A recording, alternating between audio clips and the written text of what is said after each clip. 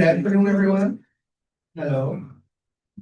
Welcome to Brussels. I think those that don't live here are lucky because it's a very sunny and beautiful day today. Can you hear me, by the way? Is the microphone working? Okay. So for those here in person and those also online, I welcome you all on behalf of the whole team organizing this event. For those who don't know me, I am Evan Bernardi. I'm a project officer at Euroheat Power. And today we're gonna present the workshop, Strategic Directions for the Heating and Cooling Transition, organized by the DH Synergy Hub. Just to mention, this workshop was organized by 5 projects of the DH Synergy Hub, which are Enable DHC, Support DHC, Green Heat Life, HeatMineDH, and IncentEU. So to bring some context into why we're here today, I brought this map from Eurostat from 2024 that shows the percentage of people unable to keep their houses warm appropriately. If you take the average, that's almost 1 in 10 people in Europe, which is almost 40 million people, which is a big number. And yes, while some price shocks and geopolitical tensions, they explain part of this problem. The biggest challenge are the structural ones, over-reliance on imported fuels and the inefficiency of the heating and cooling networks we have. And we all know that the district heating and cooling is a big ally in this fight against energy poverty, while ensuring that we keep on track with our decarbonization goals. In fact, a study by Aalborg University estimates that the district heating and cooling needs to represent 55% of the market share by 2050, up from the current 13%, if Europe wants to keep on track of its decarbonization objectives by 2050. So we know that real progress is already underway, which this is the good news. And this workshop is proof of that. People are already interested and talking about district heating and cooling and how relevant it is for decarbonization of Europe. And we all have one shared objective. We need to ensure that our networks are not only modern, clean, affordable, they are also efficient in the end of the day.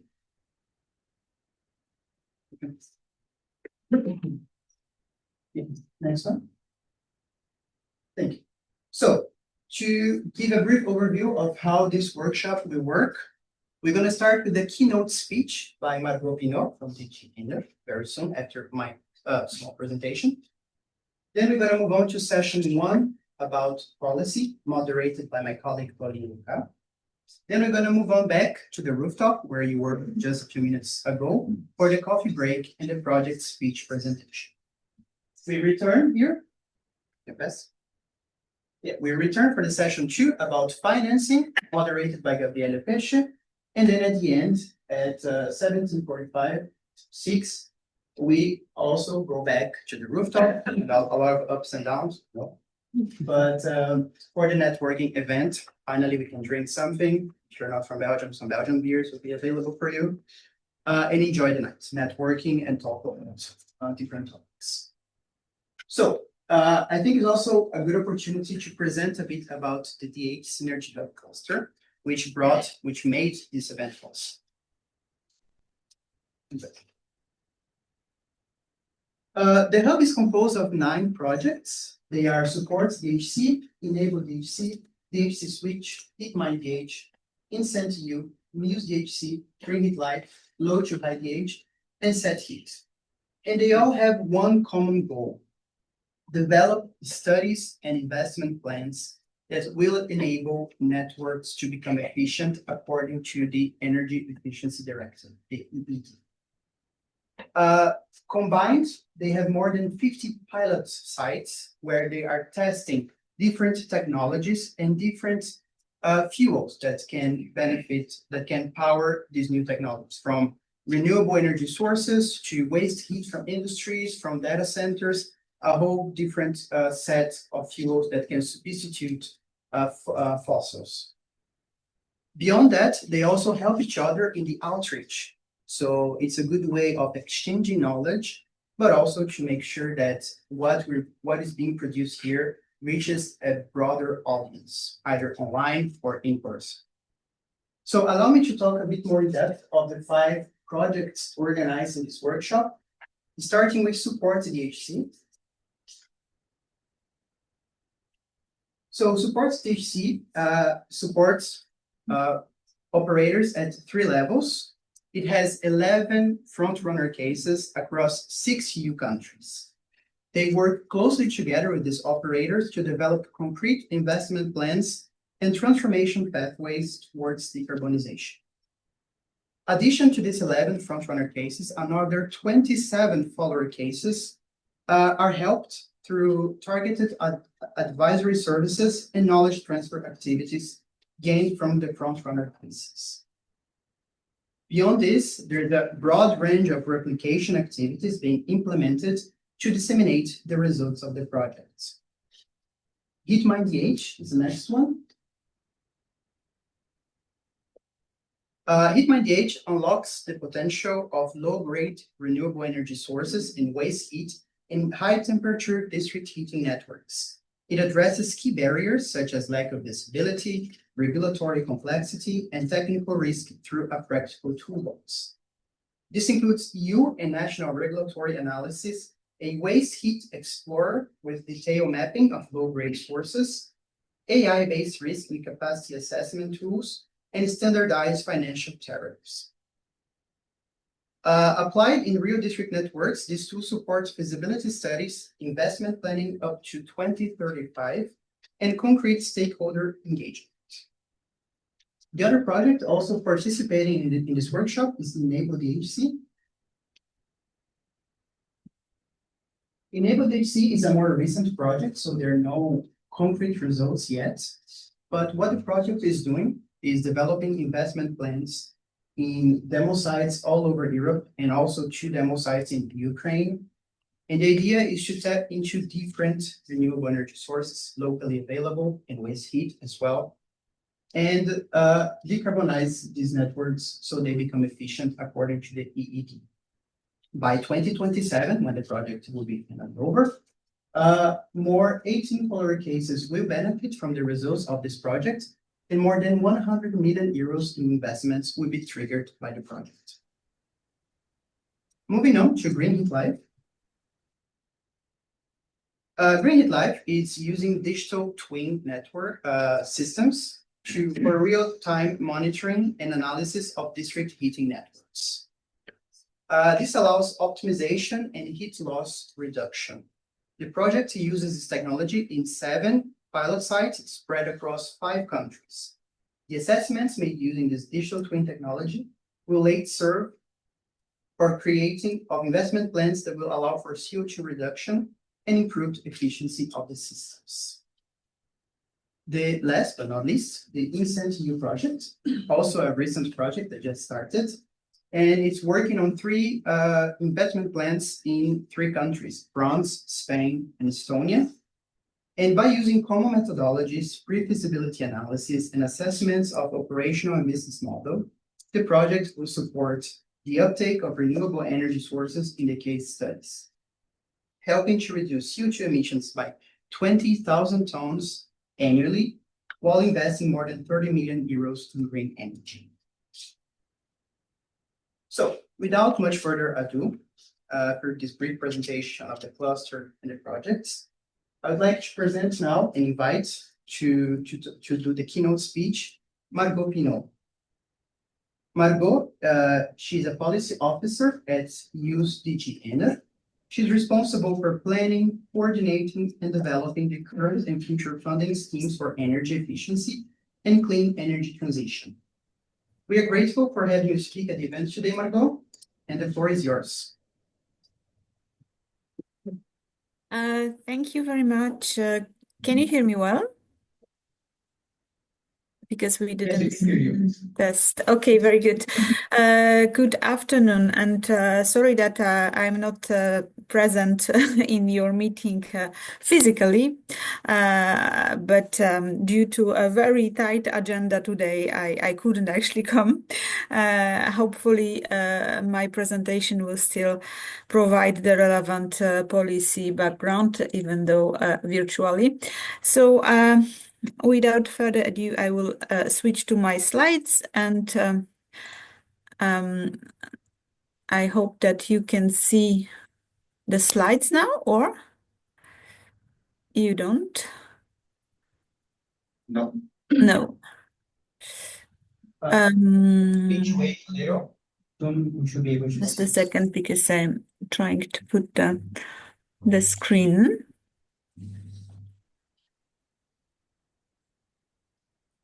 Now it should be fine.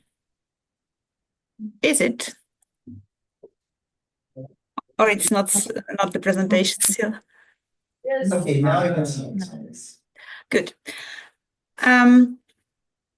So I will present the heating and cooling strategy as the upcoming new policy initiative. Let's say the most up to date to your discussion, but going more broadly also to the legislative framework of relevance for the projects that you discuss in this meeting, in this workshop, and as a general introduction, and probably you know most of this information already. Yeah, heating and cooling is an important share of EU energy consumption, EU energy use. And altogether, heating and cooling, including space and industrial heat, represents half of EU energy use. And it's generated mainly from fossil fuels. At the same time, a large share of this generated heat is still wasted. It was estimated that the waste heat corresponds to the equivalent amount as 30% of the total energy use, so nearly half of EU fossil fuel consumption. And actually, this share of waste heat could largely cover all our needs for space heating and cooling if it was recovered and captured. Then, regarding the general picture, renewables in heating and cooling are growing, but slowly. Last year, actually, we reached 26.7, I think, percent. And I have here the share from 2023, but we observe that there is a slow grow, consistent grow of renewables in heating and cooling, but the growth is not very fast, so it was like 0.5% per year. At the same time, these renewables are mainly represented by biomass, and including district heating. Altogether, biomass represents 80% of renewable energy in heating. And yeah, this is also something to have to pay attention to, because this model cannot obviously be replicated everywhere and sustainably continued, because depending on what type of biomass is used, it should not create too much of stress on forestry resources. So yeah, it's another point of attention. What kind of renewables do we have in the heating and cooling mix? And finally, yes, we need to tap into the energy efficiency potential, ensure more circularity of heating in our cities, in our communities, capture the heat that is available directly from the nature or from human activities as waste heat, and altogether make our energy system more efficient, while ensuring affordable and resilient supply to the population and to the processes. And regarding the regulatory framework, we have heating and cooling provisions in various parts of the regulatory framework. I will focus on energy legislation, energy efficiency directive, looking at planning of heating and cooling at national level, so doing the assessment of how to make at national level heating and cooling supply more efficient. And then now, as a new element, also the planning of decarbonization transition of heat at local level, and also preparedness for the growing cooling needs also at local level that will concern municipalities, cities. The legal obligation covers those municipalities where population is higher than 45,000 inhabitants, but all type of communities are encouraged to think about the transition to decarbonized heat in a way to ensure the best possible use of local resources and local potentials in terms of clean heat. Another element very relevant and known to you, I presume, is of the legislative framework is the energy efficiency directive definition of efficient district heating and cooling, which is dynamically changing towards full decarbonization in 2050. And this can be followed by increasing the share of renewable energy or waste heat successfully till 2050. Or it can be also alternatively defined based on direct emissions reduction. Those district heating systems that are not compliant with, at the given point of time, with the definition requirements need to develop the conversion plans for their systems to meet these requirements in the future. And well, this is also in Article 26, but not only related to district heating, but in general, waste heat potential in industry and services has to be assessed, and its recovery should be analyzed through the cost-benefit analysis, and this is a requirement, as said, for some industrial facilities and service facilities, including data centers above some certain threshold. The next elements of the legislative framework concern the Renewable Energy Directive, which aims to increase the share of renewables in heating and cooling with a binding national target in heating and cooling overall, which requires an increase of 1% per year of this renewables in heating and cooling. So let's say now, as EU, we are not fully on track because the last change that we registered through Eurostat would be 0.5%, so it's slightly below. And then this target can also, to some extent, include a waste heat as comparable to renewable energy into the target. So there is some flexibility if that waste heat can be to some extent treated on equal footing as renewables, but not fully.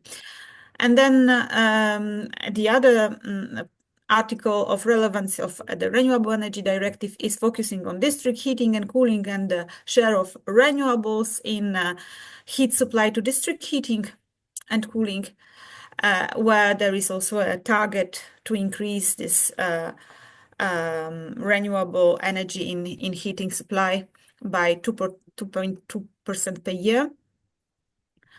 And other elements of this article stress the need of cooperation between district heating system operators and electricity system operators at local level to ensure good interlinkages between the two systems and kind of build on flexibilities that one can provide to the other. It's quite an interesting an interesting provision on which we'll build in the future, because as you know, as we go on with electrification and switch to renewables in electricity system, the system will require more and more flexibility, and the flexibility provided by district heating systems is an important element that should be locally considered, because it can really make a change to electricity system. And then I think that, yes, facilitation of use of waste heat and coal, this is somehow in alignment with the EED requirements, also to use better, in a more circular way, heat and district are clearly the enablers to reuse waste heat from various activities. So this is also stressed in the renewables directive. Moving towards heating and cooling strategy, just to inform that it was announced in the Affordable Energy Action Plan, which was actually adopted last year, 1 year ago, exactly on the 26th of February. And under Action 5, it has been announced that the Commission will work towards issuing this heating and cooling strategy together with the Electrification Action Plan. And indeed, why the heating and cooling strategy was proposed together with the Electrification Action Plan.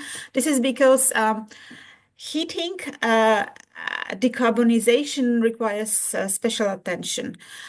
Our aim is not only to achieve decarbonization of heat, but also to achieve it with most efficient effect possible. And for that, we need to start by reducing heat demand in buildings, by buildings insulation, by buildings energy performance, but also in industry. And this notably by capturing waste heat and reusing it. And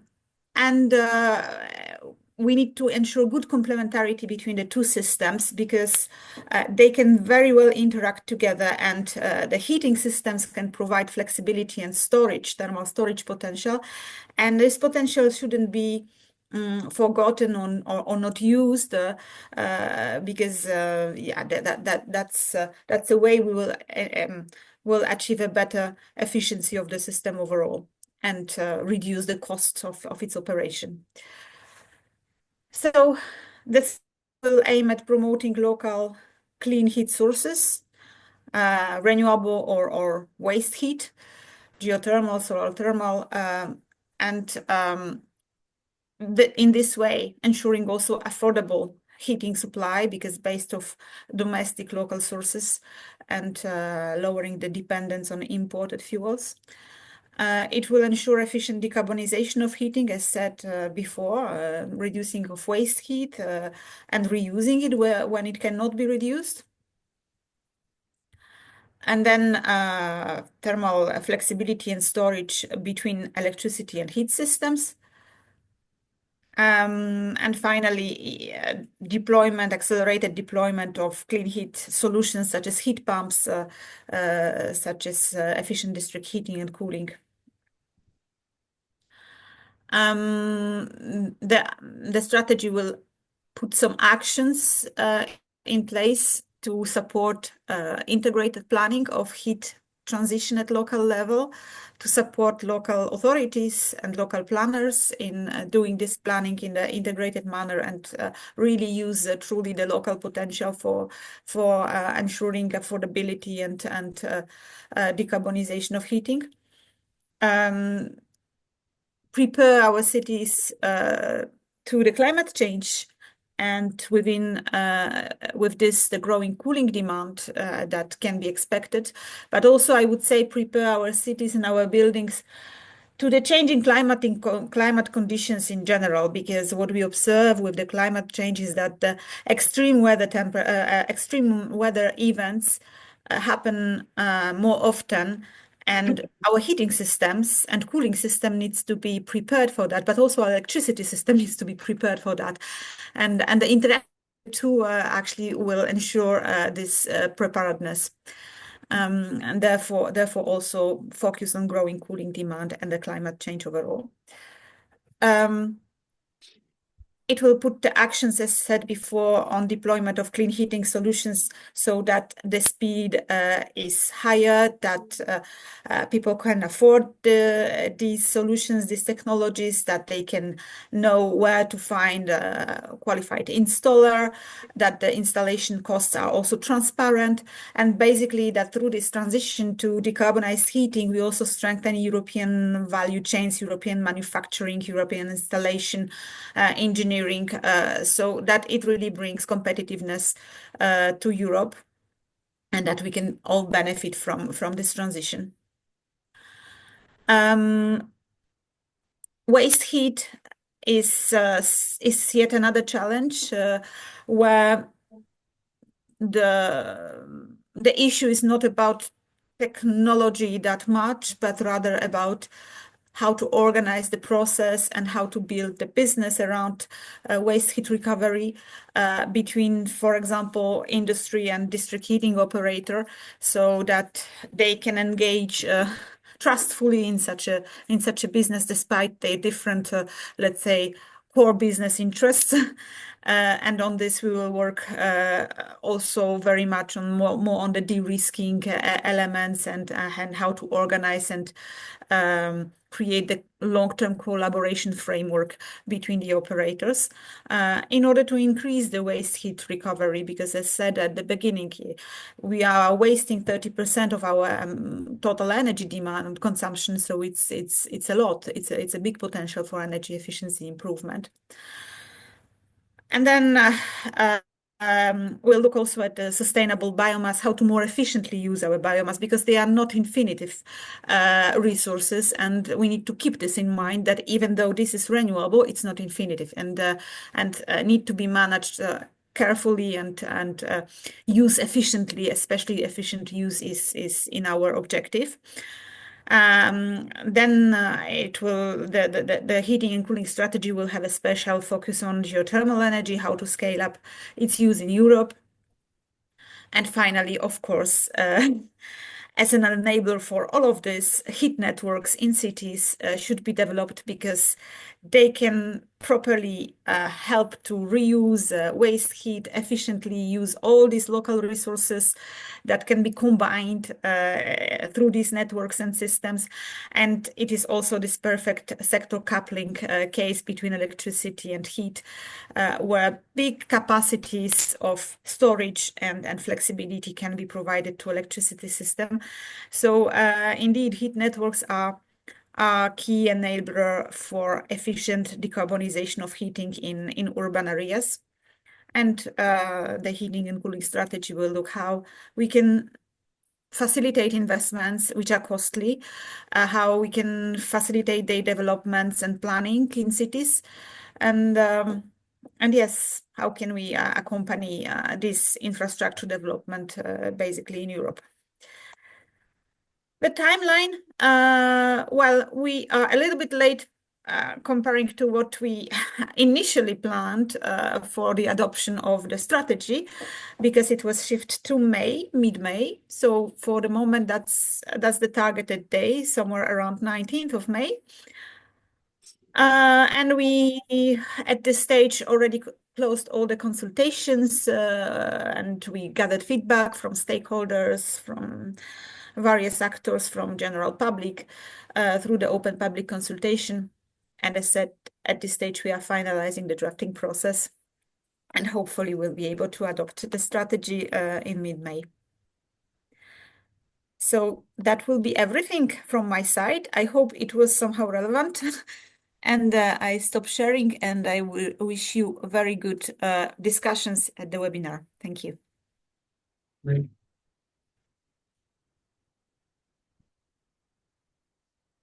Thank you so much, Margot, for the keynote speech.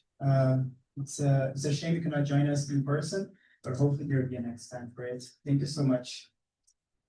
Now, to continue with the workshop, I'll give the word to the policy advisor at Euroheat Power and moderator of the first session about policy, Pauline Lucas, who will also present the speakers.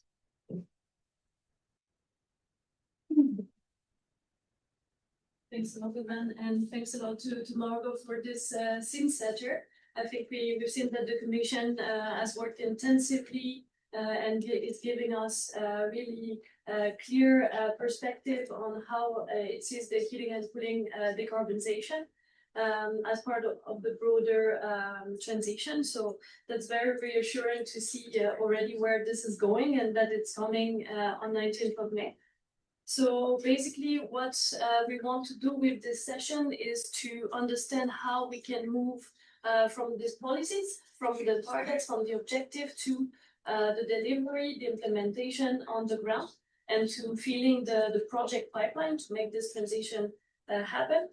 So we want to do three things with our speakers. First, we want to do a reality check on the pace of this transition. Then we want to identify what is blocking, what are the barriers, and then we want to look into what is working, because there is actually already a lot of positive developments in member states. So we like to see the glass half full, that's it. We will also have some time for Q&A, hopefully. So form your question and you will have time to ask them. So I would like to now call the speakers. So maybe and we are a hybrid on top of everything. So maybe I start with Johannes, who is online actually. So Johannes Dornberger is Energy, Economics and Policy Officer at AGFW, which is the German District Heating and CHP Association. Here with us, we have Kaneli Seppanen, EU Policy Advisor at Finnish Energy, and Finnish Energy is Finland's Energy Association, so also representing district heating. We have Nicolas Raimondi, Policy and Project Manager at Energy Cities. Energy Cities is a network of city and local authorities working on the heat transition, the energy transition. We have Joana Fernandes, coordinator of ADENE's Technical Project Unit, Strategy, Policy and Project Development, and ADENE is Portugal's energy agency. And last but not least, we have Vytautas Dziuve, Energy and Technology Economy Expert Analyst at LSTA. And LSTA is the Lithuania District Heating and Cooling Association. So welcome. Please join me on the...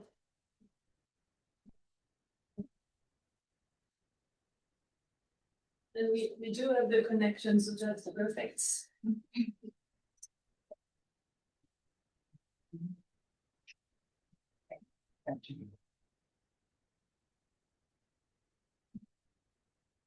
So, as I mentioned, we wanted to start with taking stock of the progress. So my first question is basically, are we going fast enough to meet the climate and energy targets that we know and that Marco mentions? And what is blocking? So taking a first snapshot at EU level, Margot has already mentioned, heating and cooling is at about 26% renewables. If we look at electricity, we are largely behind. Electricity is already 40%, 47% actually of renewables into the mix. So we are almost halfway back. But if you look at district heating, actually, in the heating and cooling sector, we are already doing a lot better, closing on to the electricity sector with 44% of renewable and waste heat into the mix. So I wanted to ask maybe Johannes first, how these trends are reflected in your national context? How is district heating doing? And is it going fast enough? Thank you very much, Pauline. I think the general directive is similar in Germany to the whole of Europe. The heating sector lags behind with the concerning the share of renewables. It's slightly above 50% in the electricity market and just above 15% for the heating market. Our heating networks already consist of like 1/3 of the heat generation comes from climate neutral sources such as renewables and waste heat. And the question if we're fast enough to catch up in order to achieve the goals, the national goals and the European goals. I think when I look at our numbers that we collect here nationally, I can see that for the last or until 2020, the share of renewables and waste heat was kind of stable. It was, I think, the same as was mentioned before. It was basically coming from biomass, but during the last 5 years, we really saw an acceleration of the share of renewables and waste heat in the networks, and that of course comes from certain from certain national legislation, but also just also from the competition between the different heating technologies that have to meet the regulatory requirements, especially for the new building sector. Thanks a lot. We will get back to the key levers and how we make this successful. But maybe turning to Vytautas, how do you see it from Lithuania's perspective? Talk about actually, I'd like to start with electricity sector and its decarbonization status in Lithuania. So actually, at the moment, we have a bit higher percentage of renewables than European Union level, approximately 50%. And that was for the first time when renewable energy power plants alone generated half of country's annual electricity demand. That was the achievement of last year. And by looking at the all local national power plants, we see that the generation has reached 33% of Lithuanian annual electricity demand. And in this year, it is planned to generate approximately 85% of all electricity demand needed for consumption, and to move even closer to the goal of becoming electricity self-sufficient and exporting country. While talking about the district heating, it is actually remarkably green. The share of biofuel in the fuel structure for heat energy production is growing and reached 81% in last year, while gas consumption was declining to 10%, and another 10% is left for municipal waste usage. This fuel mix is expected to remain for similar in this year. What else? I should mention that all biofuel actually is now produced in the Lithuanian local market, and only 3% is imported from Latvia, which is in the neighborhood. And talking about the future perspectives and trends, in order to achieve the goal established in a national energy independence strategy to ensure that 90% of district heating would be produced from renewables by 2030, the use of fossil fuels must be reduced by at least 10%. That's the latest news from Lithuania. But actually, the essential question is, what is the future status of biofuel? Will it continue to be considered a sustainable and renewable energy source? This topic is actually essential because our biggest cities are totally dependent on solid biomass in these days by using biofuel cogeneration plants, water heating boilers in our local district heating systems. So that's a rhetorical question for everybody, maybe. Well, probably for the commission to answer as well, but yeah, we're there to debate. So that's good to start on a high note. Maybe to tone down a little bit the situation, I wanted to ask Nicola and Joana. We've seen also with the measures that Mado has shown that the policy is a big driver. We adopted a big package, Fit for 55, and renewed like the Energy Efficiency Directive, the Renewable Energy Directive. So plenty of measure, heat planning targets, efficient THC definition. How are we doing on implementation, on transposing And are there any gaps? So just to have a reality check here. And the first, yeah, sure. Okay, so, well, first, thanks for the invitation, for having us here. It's, I think it's very, we need to have Portugal in a DHC conference. We are not that experienced in that, but that's about to change, hopefully. So I think, most of the member states are still in a very early stage of the transpositions. We are all working like crazy sometimes, I would say, with the Renewable Energy Directive, ED, DED, and of course, we see some policy drivers, but on the field, we are still, well, let's see how this operates in reality. The truth is that the framework is now much more demanding, and definitely it comes with several challenges, and especially looking at South European countries where heating and especially cooling is the main driver. All of these challenges, of course, need coherence. I think that's the biggest challenge in terms of the transition, is that we see at the EU level, and also that transposes into the national level, there's not always the biggest interlinkages between the directives, and there should be. So we have gaps in between the directives, and that transposes also to the national policies. The NSEPs are, let's say, a bucket list of what we would like to have at the national level, but then we know that the monitoring of the NSEPs lags behind several times, and it's difficult to keep pace. And then on the other hand, now we have this this appeal for local authorities to take the cases into their own hands, and 45K, we are talking about small municipalities still, so medium, with the lack of resources.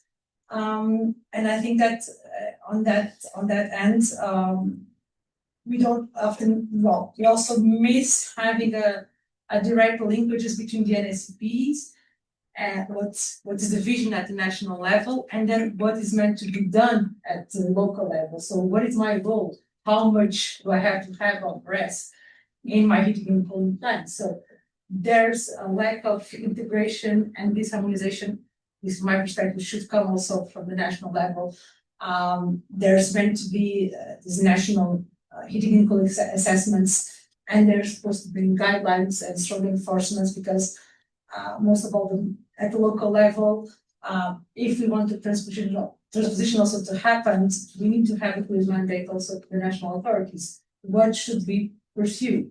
And also in terms of financing, we can't keep competing between ourselves for the same financing. There needs to be a clear strategy. Where are my forces in terms of my territorial and my needs, and how should I invest towards reaching my targets and contributing to the NSP and to the national targets. So I would say that, yeah, that's basically it. And I'll pass it along to Nicolas. Thank you. Well, it will come as a surprise, but I share many of your words. Maybe that's because we worked for many years, for 3 years on the same project, analyzing the NSCPs and how heating and cooling is integrated. So of course I share that comment. And as you were mentioning, we indeed see that member states are struggling to keep up with the pace when it comes to regulations and their regulatory framework. As you said, it's demanding. And if you remember, and if you look back at 2024, when the updated NSCPs were supposed to be published, many member states were late, and the Commission was running behind a lot of member states to remind them to submit NSCPs. And it's a bit of the case for many files, even when there's money at the end of the line. If you look at the national social climate plans, for instance, that should bring some fresh money to member states to support the clean heat transition, to support consumers, citizens, municipalities. Even there, when there's a carrot at the end, member states are behind because they are already missing the deadline, even if there's money at the end. So there is a global trend that member states are lagging behind. And when we look at heating and cooling, it's the same. So at Energy Cities, we are tracking the progress of how member states are transposing and supporting municipalities with their heating and cooling planning. And Margot was mentioning this new provision in the Energy Efficiency Directive, the Article 25.6 of the local planning, that was supposed to be transposed by October 2025, so a few months back. And actually, up until today, I think more or less 8 member states out of 27 have only transposed the directive. And that's quite low in terms of numbers. And then there's also difference in terms of quality of the transposition, because if you transpose the directive, you have also room for interpretation and ambition when it comes to the national context. So there's still a lot of work to do. Myself, I keep hope, and every month I look at updates. Is there any new member states making progress? Is there hope there? And well, it's kind of slow. So I'm really happy to hear that Lithuania, for example, is doing great on renewable electricity, and that's if you look at it at another angle, you can see some progress. That's good news. But for the local planning, I think we still need some more push from member states to transpose. And why is that important? It's because Pauline and Joana, you were mentioning that, of course, it's up to municipalities to do the planning and to help the process in terms of finding a local source of clean heat. But to do so, they need strong support from the national framework. I don't know if you saw the news from yesterday, the day before in Germany, that, we mentioned it. Yeah, so I'm curious to see also, Johannes, so you know that Germany is actually a bit, I would say, going back on previous commitment when it comes to the integration of renewable energy for heating, and also in terms of support for municipalities. So 1 year ago, I was writing an article, say, congrats Germany, good students helping municipalities. Well, now it's shifting to another direction, because it's very important to have this framework, and it's a trend that's happening. But a few examples also that we can share is for France, for instance. So France also transposed the directive almost a year ago at the national level for the local planning. And a few months ago, early 26, actually, in January, they also adopted some more provisions on how they are expecting municipalities to do this planning. And, France did the job, but they were a bit sneaky the way they were doing it, because the energy efficiency directive requires that municipalities above 45,000 inhabitants draft heating and cooling plans, right? But France, they said, okay, but let's take it at a different angle. So for France, it's not per se municipalities. They're looking at grouping of municipalities. So if you have a grouping of municipalities, and it's not if the grouping is above 45,000 inhabitants in total, it's only if there is one municipality among that grouping that reach above 45,000 inhabitants. So it means that actually there are fewer municipalities than expected that are required to do this exercise, meaning that also their level of ambition could have been better. But some others are doing better. Croatia, for instance, they transposed the directive with a lower threshold of 35,000 inhabitants. So there in Croatia, the ambition is a bit higher. Then there's also some uncertainties on the process and what's next. But there's still some progress to do, and we keep tracking that. Also, I would like to note that next to this context of clean heat and clean heat solutions such as district heating and cooling, there is also in the gas package a requirement for energy utilities and DSOs to also start drafting a gas decommissioning strategy. And it says that this strategy should be clearly linked to the local heating and cooling plan, because of course, we'll talk about it, I think, later about how we finance project, but you cannot work on both sides, both finance clean heat infrastructure and keep an old grid that is fossil fuel based, that has no future. So there's also a good challenge there on how to align that. And this is what was mentioned by Maru, and I'm happy she mentioned it, that the heating and cooling strategy will help push for integrated planning. I think it's very important that we work on crossing the exercise and to make those two worlds talk together between the fossil fuel industry, the fossil fuel providers, and the clean heat solutions providers. There's a great, I think, opportunity there. Thanks. I think we're starting already to anticipate a bit on the next topic, but maybe to jump to Kaneli. Actually, Finland is also a forerunner of decarbonization, but I wanted to, because this week actually marked the fourth year of the war between Russia and Ukraine and the invasion of Ukraine. And this was an electron shock for all of us, of course. but also in particular for Finland due to its geographical proximity in the ties.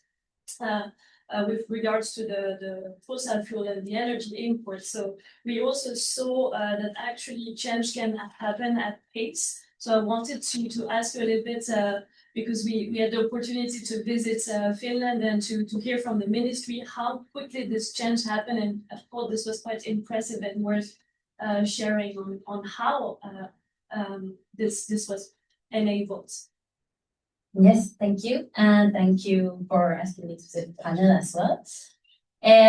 So yeah, I think, so I have 3 points, like our president, if you ever heard of him. But I think the main thing, or like one of the big key pillars was preparedness. So Finnish like nation is quite prepared, like overall in quite many topics. So this as well. The security of supply has been our key part of our national policy for decades, and this is because of obvious reasons. So geopolitical location, historical experiences, we have a demanding climate, long distances, and sparse population, and a small and open economy, and we have a strong societal operation together. So kind of like we were prepared, so if there's a crisis, what do we do? And so this was one of the crises, but there was other aspects to it as well. So the second thing is that we have different technical features in the electricity system. So we have quite versatile production structure. So we are not leading only one production. We are quite far in our system integration. And the clean production, like when the crisis happened, so we had our nuclear power plant Olkiluoto 3, which was like 12 years late, but 12 days early that started action or like producing electricity in the time of the crisis, which was quite big enabler. And also we had quite a lot of new wind power capacity coming to the market. So this was the second thing.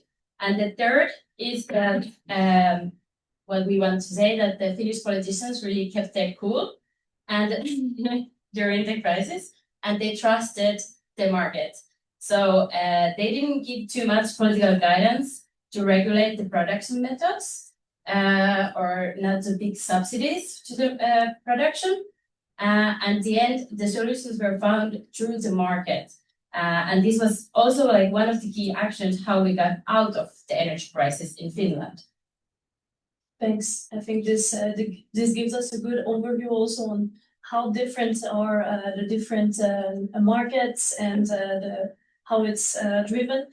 We already started to look into the challenges and the blockers, but I wanted to let you the possibility through Slido. So get your phones ready. We want to have a Slido poll on what are the biggest blockers to the rollout of district heating and cooling networks, like clean district heating and cooling networks. So you're going to be able to scan the QR code. And maybe in the meantime, we already discussed, I think, from Joana, the lack of municipal capacity, and with Nicolas as well.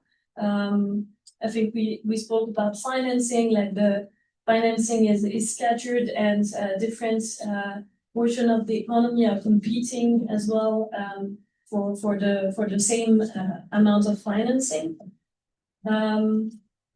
I think we didn't mention permitting and customer trust and affordability to some extent. I think we did. And we already mentioned the legislative uncertainty. We know that we have a simplification agenda. We have some reforms coming also that can touch upon energy directive. So, of course, if there are too many changes, like also what is happening currently in Germany, that can really deter the investment in the project pipeline. So quite dangerous. I don't know if some of you wanted to comment from the speakers while we were waiting, like on the results. Financing seems to be the biggest blocker. and then municipal planning. And I think, to be honest, these two are very connected because you need to fill your pipeline, you need to know what is at your disposal, what you need, and then finance the project to address the demands. And okay. Nothing surprising you there. Yeah, I can add something from my point of view. Yes, actually, from my point of view, the same situation in Lithuania. That's a key challenge and a crucial aspect in the rollout of this meeting. Very often, in order to introduce new technologies, heat pumps or other innovations, such as thermal energy facilities, it is necessary to have a financial subsidy for the initiation of such projects.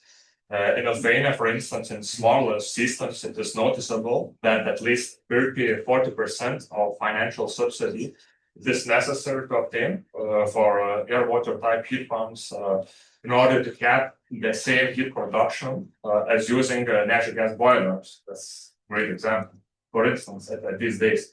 And therefore, this lack of subsidies and circumstances do not allow to initiate a faster pace of implementation such projects. Maybe I can add something on we that. just slightly commented before the next block, so if you want to comment on the poll. Okay. I can have a small comment, which would be the legislative uncertainty. I think quite many people, for simplification, I would maybe say that in one point of view, it's good. Like there's as we said, like the whole energy legislation was renewed on the last mandate, which was quite a lot of work for everyone and still is.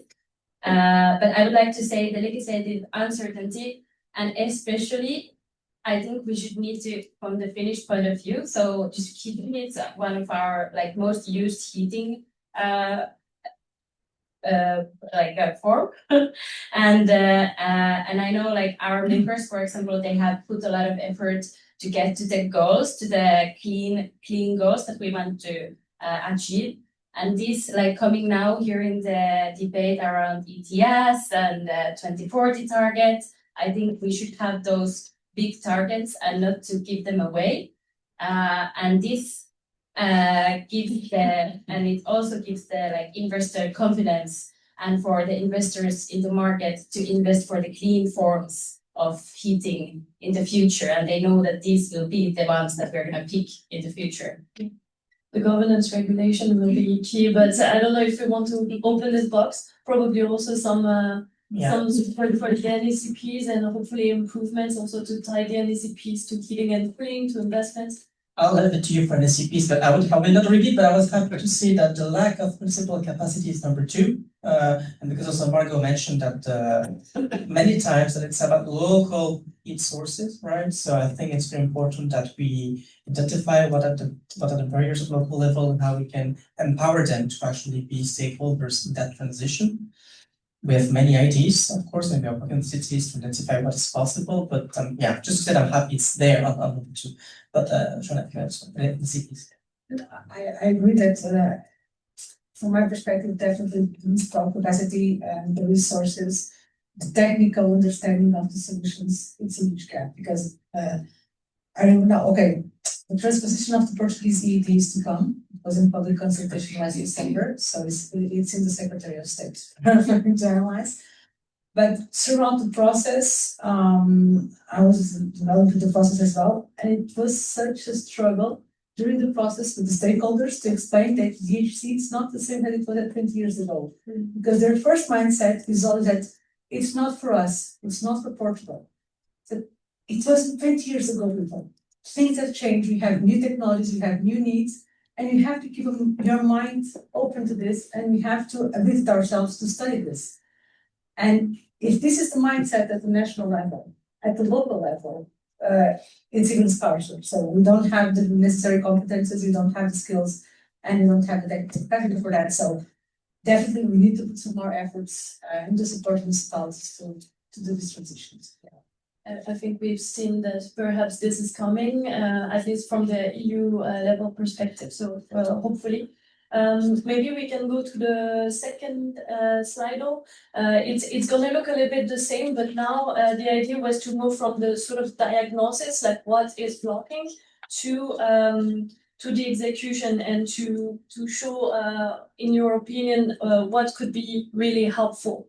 So I think, Margot also touched upon the risk mitigation schemes, including for wastage recovery. We've talked about national funding, and we will talk even more about this in a moment.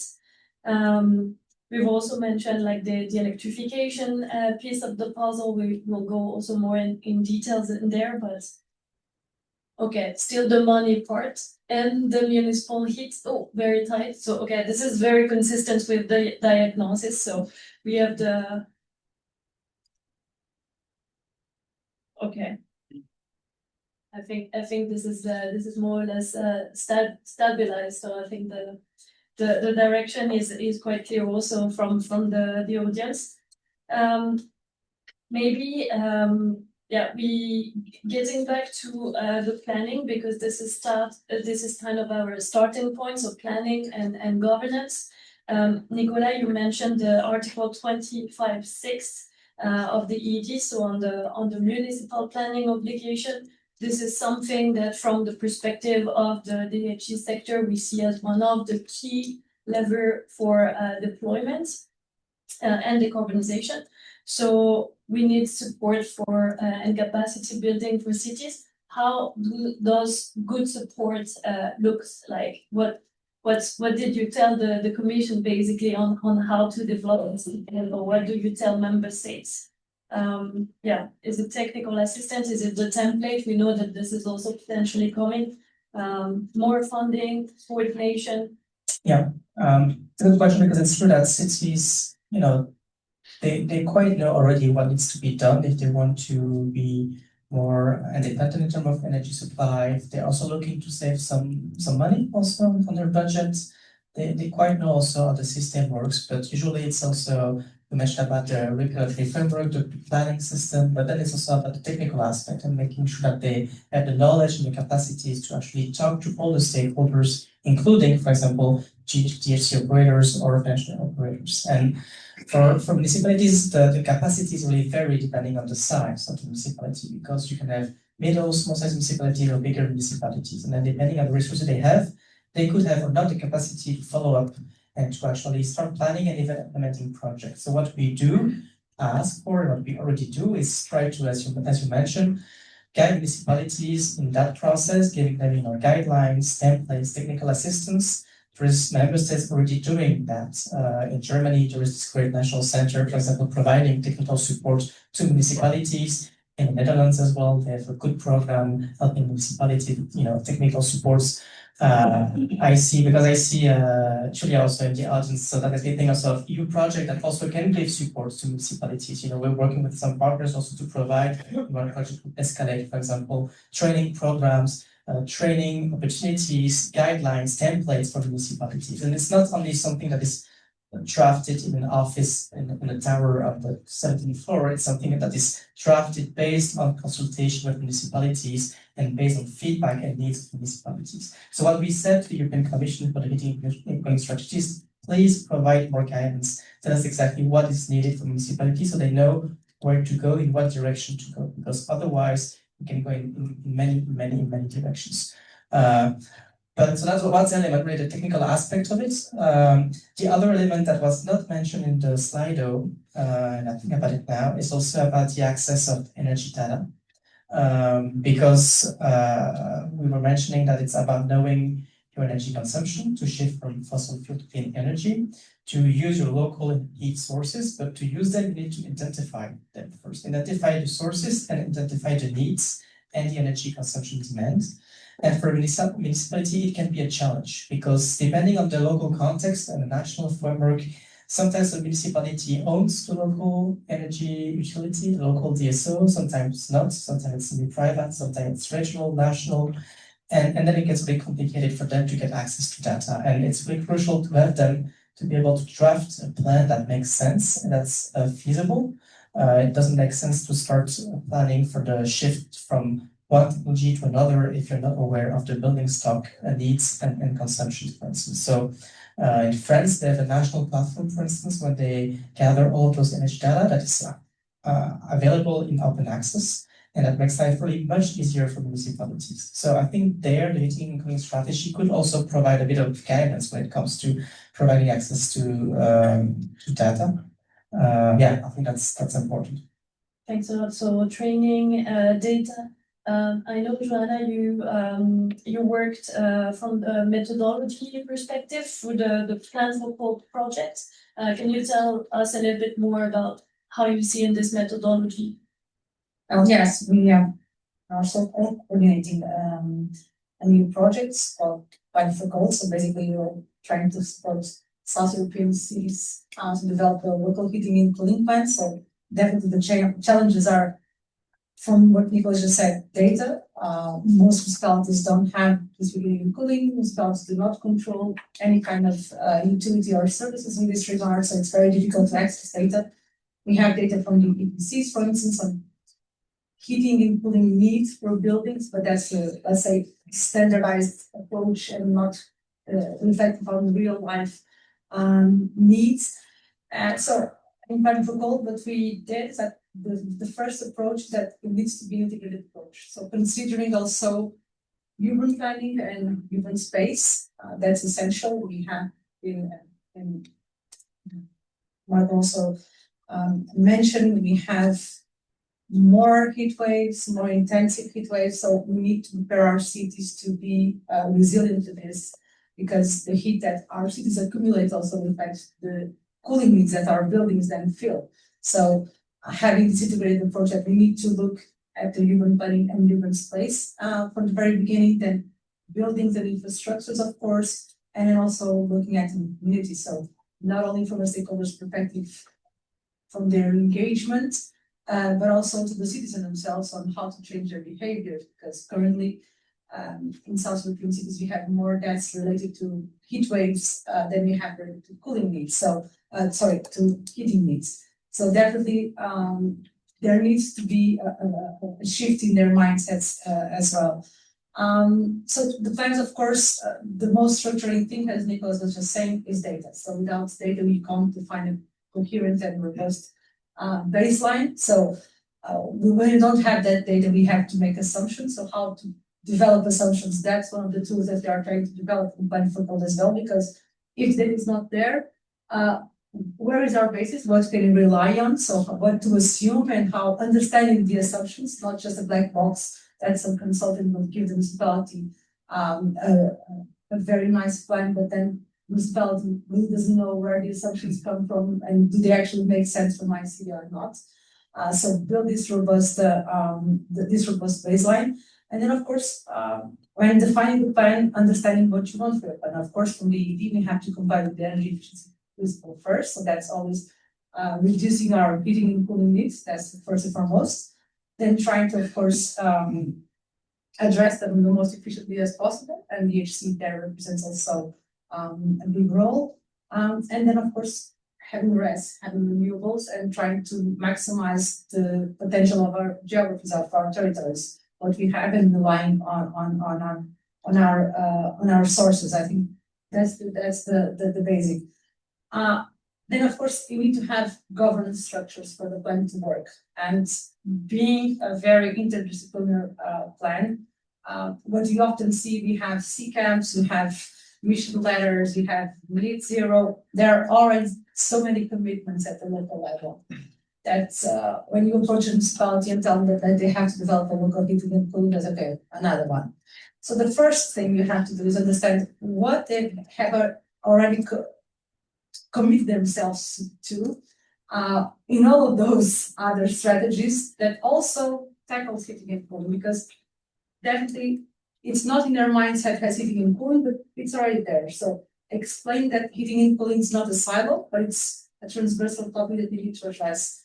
Then, of course, financing. We need to have coherent financing, but then again, I come back to what I was saying at the beginning, it also needs to come from the national level. So understanding what are the forces in different territories and making have synergies. Also, one of the possibilities of the EED is also to have regional plans and not only local ones. So let's try to use that when it's most advantage for a region to think, because of course, even though there's a frontier, there's not a physical frontier, so it makes sense to pass along this. Understand that there needs to be a monitoring, and that was one of the things that we included in the Portuguese EED transpositions, that there needs to be a monitoring, and that data should be public also. So municipalities have this, once it's published, should have this obligation to monitor the local building and cooling plans, and this data should be public, and they should revise the local building and cooling plans every 5 years. So that's the agreement. Sir. But it needs to be a process. So it's not something that, okay, now you present it, now you have it, and then it's just another piece of paper. It needs to be periodically revised. And of course, I think that one of the things, and especially in South municipalities, we need to understand what's in the power of the municipality to effectively do. So, of course, obligations, regulations, requirements for new constructions, for urban planning, that's for sure. Looking at your own assets and starting with making our municipal buildings more resilient and having this heat transition occurring as well. Providing finance as much as possible to help shifting from fossil fuels to other solutions, bringing DHC to the table to the discussion. Smaller networks, you don't have to have 10-kilometer networks, that can be smaller initiatives, community-led initiatives. Energy communities for heating is also becoming the topic now, and that also there are new solutions that municipalities should prompt discussion and can also, because managing such a diverse asset, and you also mentioned schools, for instance, where you have stable consumptions and needs for heating and cooling, we should, let's say, anchor on those by our sources. Okay, thanks for the very comprehensive answer. Let's try to keep ourselves a little bit shorter. I see the time advancing, so I wanted to go next to the finance topic. We've talked a little bit about that. I mean, it came really on top in both of the Slido posts. So turning to Johannes, when we discussed, you flagged stated procedure as a bottleneck. We know that national schemes are very, very important. We need stable, long-term looking visibility for investment with this. We saw that actually the consultation on GBR opened yesterday.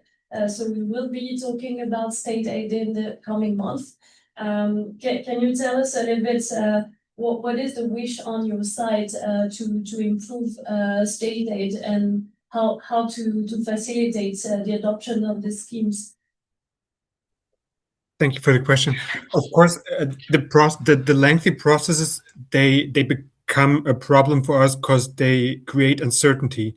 The BEW that was mentioned already a few times, that took more than 3 years until it was until that process was able to be done, and even after that, the duration of the approval, it's also creates planning uncertainties. Since the BEW is only approved for 6 years, that means that the operators, they gotta start their transformation planning for more than 25 years into the future, which definitely takes time, which takes, as we saw in the last few years, 1 to 2 years, and after that, there's just a time frame of 4 years left in order to start to implement their projects. And basically, there's almost no time to start a second implementation round, as it is laid out in the BEW, and of course that would be one of the wishes, would be acceleration of the process and the ability have a longer approval duration for the funding programs. I was wondering, it's a bit off script, but Nicolas mentioned it earlier. It's not completely related to financing, but it's related to the element of uncertainty. Do you want to comment on the Building Acts and Building Energy Acts reform and what was decided by the government coalition, basically on backtracking and enabling gas boiler basically to come back?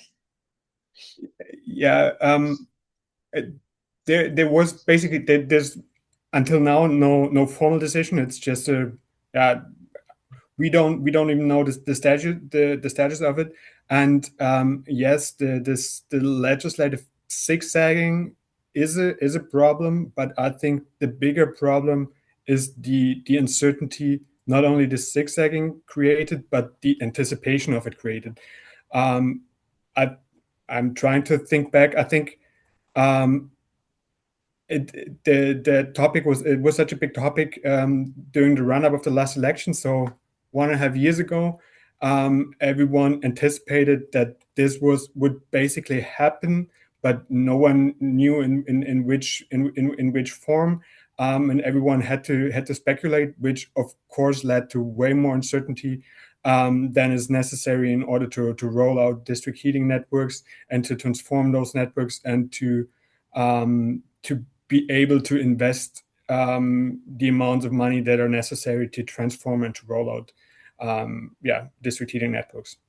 I think that's the main lesson, is the uncertainty of those long processes.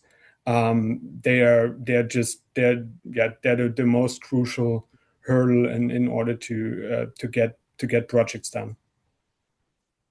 Thanks a lot, Johannes. I will go into our last block as we're running a little bit out of time, but I also want to hear from the other speakers. So Margot mentioned that there is strong synergy between heat and electricity. We see that with the Hamburg University study, actually district heating is going to electrify a lot, whether it's on heat or actually on the cooling aspects. So basically, we saw that this was one of the key factors for Finland to quickly transition out of its Russian imports. So according to you, if you had to pick one key element that has made the power to heat cost competitive, what would that be? I had like one kind of like a EU level and the national level. So the EU level, as I said, like the ETS. Would be the main, and then in the national level, what we had lower electricity tax category, and this legislation, like together, they give way for the investors to invest the clean energy forms, and the tightening EU ETS prices made fossil fuel boilers increasingly expensive and non-competitive in Finland. And this really accelerated the shift toward electric boilers and heat pumps. So at the moment, in the district heating mix that we have, I just checked just before. So last year we had like 31 terawatt hours of district heating. And then there 8% was electric boilers and 18% waste heat and 50% was different forms of biomass, basically. So quite clean mix already. But really making the kind of like the fossil fuels expensive made the transition, and together with the low electricity tax, really helped with the transition. And to adding that, Finland, with the electricity price, is the most volatile in Europe. So it means that we have some that's very cheap electricity prices, which is really spiking the investments on clean heating, different forms, to do this either in thermal storage that we are building in Vanda, which is now, I cannot remember, it's Europe's biggest or the world's biggest thermal storage that they're building now, which is huge, but also in the spike of e-boilers to really utilize this cheap electricity. And in the long run, it will also bring down the volatileness of the system. Thanks. And also tightening the ETS to make fossil fuel expensive. We see that this is not really a popular topic right now with competitiveness of industry, but that's a different debate. It's efficient that leads to decarbonized heat and lower electricity tax. Well, we are waiting for Commission guidance on electricity taxation. So, but I think there are some good elements according to what was leaked in there. I want to turn to you, Vytautas. So how significant is the electrification? I think you already started on that, but how are things in Lithuania? And also, what is making the investment successful in your country? Thank you for the question. Yes, actually, this question is really relevant in these days in Lithuania.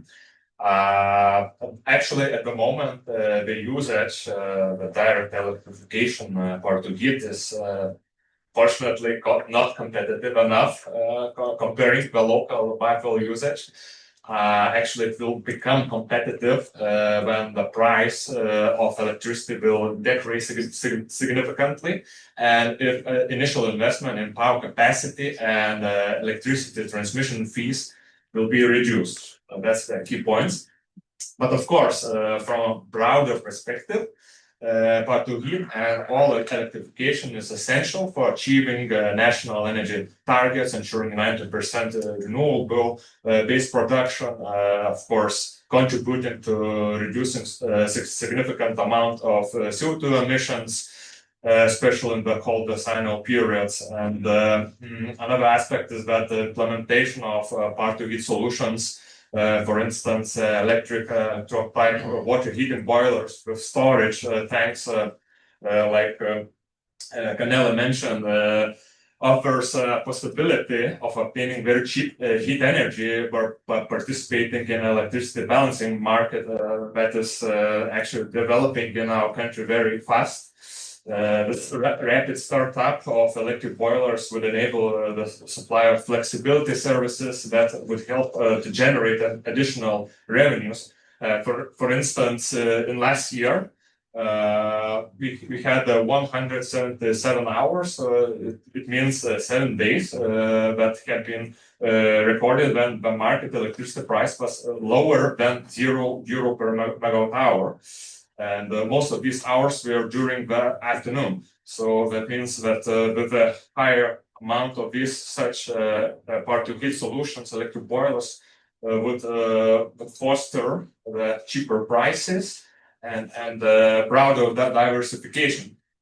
That would foster better local competition and would lower the heat prices for end users.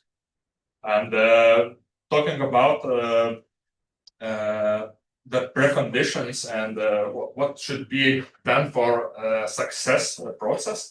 So as I mentioned before, I think one of the most relevant aspects is to have a lower electricity market price. We don't have such at the moment. It's approximately 87 according to the latest statistics of our national data. According to the energy experts and analysts, and looking at the future prognosis, in 2030, electricity price should be, we hope that mostly in the range of between 60-70 euro per megawatt hour. And this cheap price, I hope that would foster this new part of heat solutions in local market, and maybe it will be more attractive than existing our national water heating boilers using biomass. Secondly, I think that it should be incorporated somehow the low initial capex for increasing electrical capacity. The high initial investment might destroy the potential new projects. That's a very important aspect. Also, another point that it should be a smaller dynamic tariff for electricity power usage. For instance, in Lithuania, the annual tariff value might reach 500,000 euro and more, while at the same time in Finland, only 30,000 euro for the same 10 megawatts electric power usage. That's huge differences, and this connects to local investors to think about it. And it should be, I think, the motivating tax system where the income from balancing electricity could cover electricity distribution taxes. That would be also fostering process. And maybe one of the key points can be that power-to-heat solution should be treated as waste heat and considered as a priority for purchase. Of course, financial support subsidies for heat storages, power-to-heat solutions might facilitate this faster process of power-to-heat implementation and clear regulatory environment. The methodology that would ensure that income from electricity balancing would not reduce the motivation of district heating companies to invest in such technologies, innovations. Yeah, thanks a lot, Vytautas. I see that we are running out of time. Do we still have time for one question from the audience in case there is? Yes, we still have, it's okay, 1 or 2 questions we can see. Okay. Any questions? We'll start here.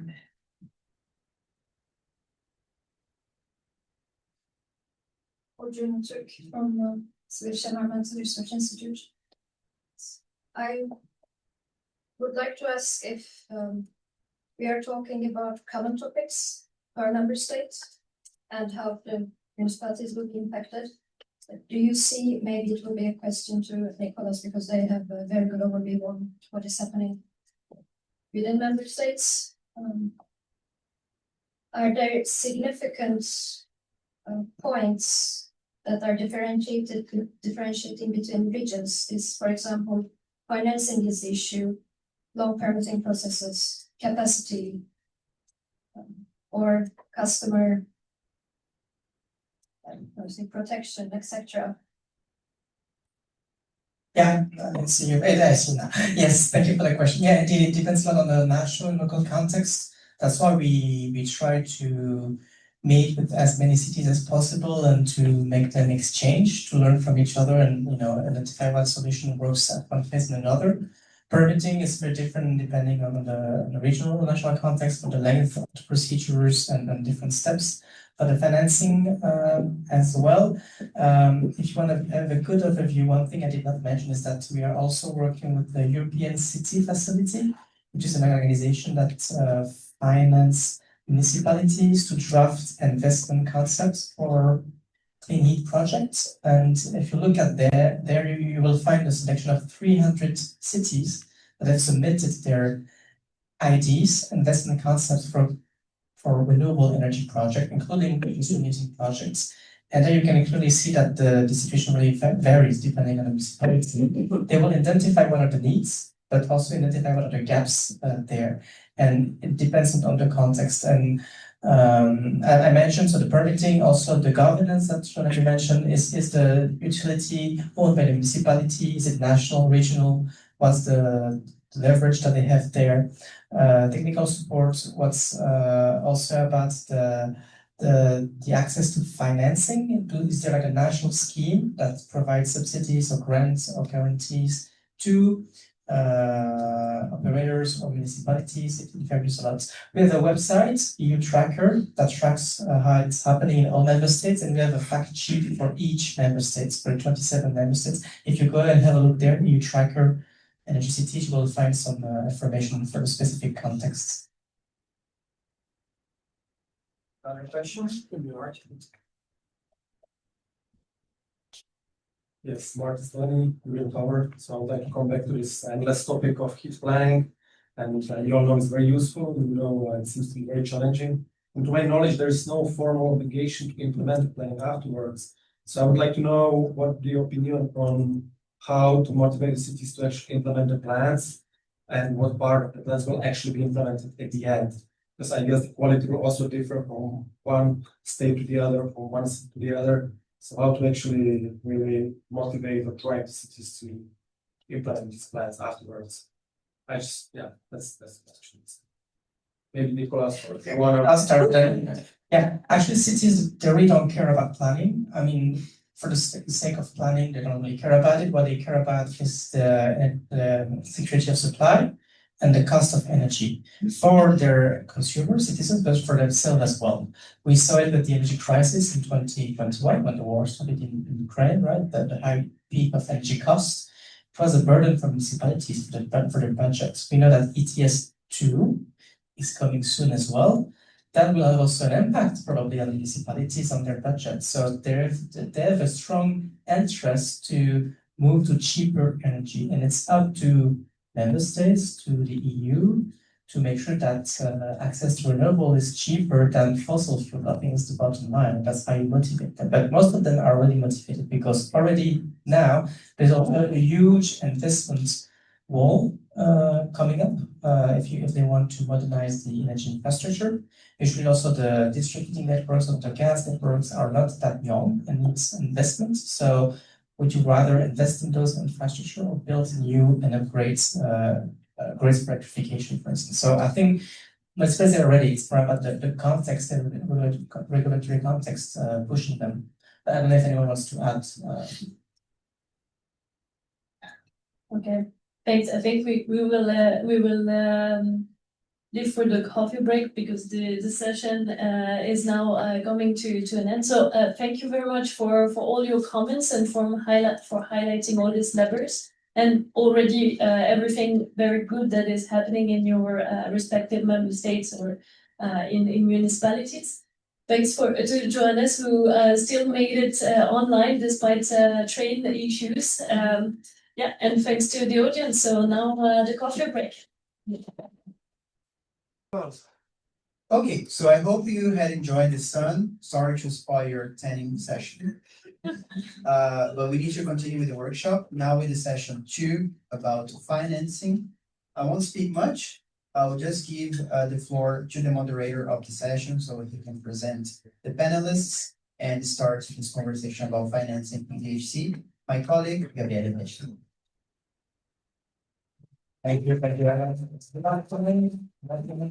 It would be nice to keep the session on the time limits. I ask it, but it's not possible. So financing, I hope you have your coffee. Don't worry, it's not so boring as it sounds. It's very, very important. As we saw during the first session, financing was always quite on the top position for the main problem. So let's say me dealing with financing, this heating and cooling is a source of pride. Let's say that financing is very important, but it's also a source of big headaches because it's a big problem. When I say big problem, it's a complex topic. We always say that, let's say, according to some latest analysis, we need around 1.44 trillion of euro. Not even Elon Musk can reach that amount of money.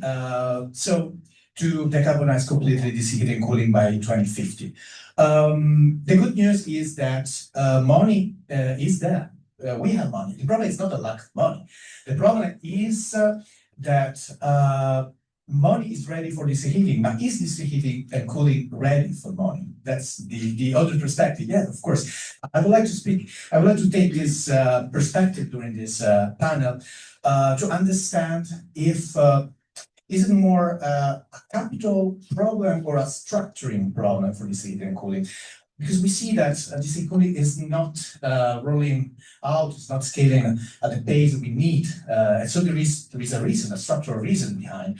So we will try to understand the reason with our panelists today that I would like now to introduce. We have Giulia Conforto, Senior Researcher at the Ugo Miretti from CINEA, the Commission. Officer Thomas Miller, Executive Director of the Hamburg Commercial Bank. And Nicolas Dodd, Senior Project Advisor at the SEFA, Sustainable Energy Finance Institute. Thank you very much. So that's my seat. No worries. As we have just 1 hour, I would like just to already start with the first presentation. We have 2 presentations, not too long, don't worry. The first one from Giulia, and we're gonna say analyze a little bit which are the gap between capital and project in this heating and cooling. So without further ado, please, Giulia, the floor is yours. Thank you everyone for the attention in the later part of the afternoon. Today I'm representing the SUPPPORT DHC project, and what I would like to tell on is how to bridge the gap between district heating and cooling operators and the investment readiness of their projects. Yes. So let's frame the investment readiness gap in district heating and cooling. The challenge is that, as Gabriele was saying, we see an investment gap that is annually estimated by the Euroheat Power at about 149 billion euros per year to achieve the European goals for energy and climate in the building sector. So out of that, about 30-40 billion per year regards district heating and cooling networks to make them efficient and decarbonize them enough to be in line with European targets. We also have a challenge in terms of upfront cost because district heating and cooling networks have higher upfront costs than other energy projects, but not higher than other energy networks. So this is another distinguish that I would like to make. When we think about district heating and cooling projects, we don't consider them infrastructure projects, but energy projects. So that means that their time, that is about 15-25 years, is still considered less advantageous compared to other energy projects. So for instance, photovoltaic panels, just to name one, but we don't consider that normally infrastructure projects have a payback time of 40 years. So that is a little bit unfair. The barriers that we face are a widespread lack of technical capacity, especially in local administrations, sometimes in district heating and cooling operators, because they are, of course, experts in their sector, but they lack the regional planning that is needed to integrate their systems into a wider transition and a systematic transition. Feasibility studies are usually not detailed enough, and also detailed and capillary heat demand mapping and assessment can be lacking. There is a bias between the perceived risk and the actual risk of these district heating and cooling projects. And we do see that there is a pipeline of projects, but they don't seem to be readily bankable. So this is another barrier. And there is a level of uncertainty in the regulatory sector at the national level. So we see that the policy advance, the regulation advances at the European level, but the way it's integrated at the national level varies from country to country, sometimes from region to region, depending on the country. Sorry, on the back.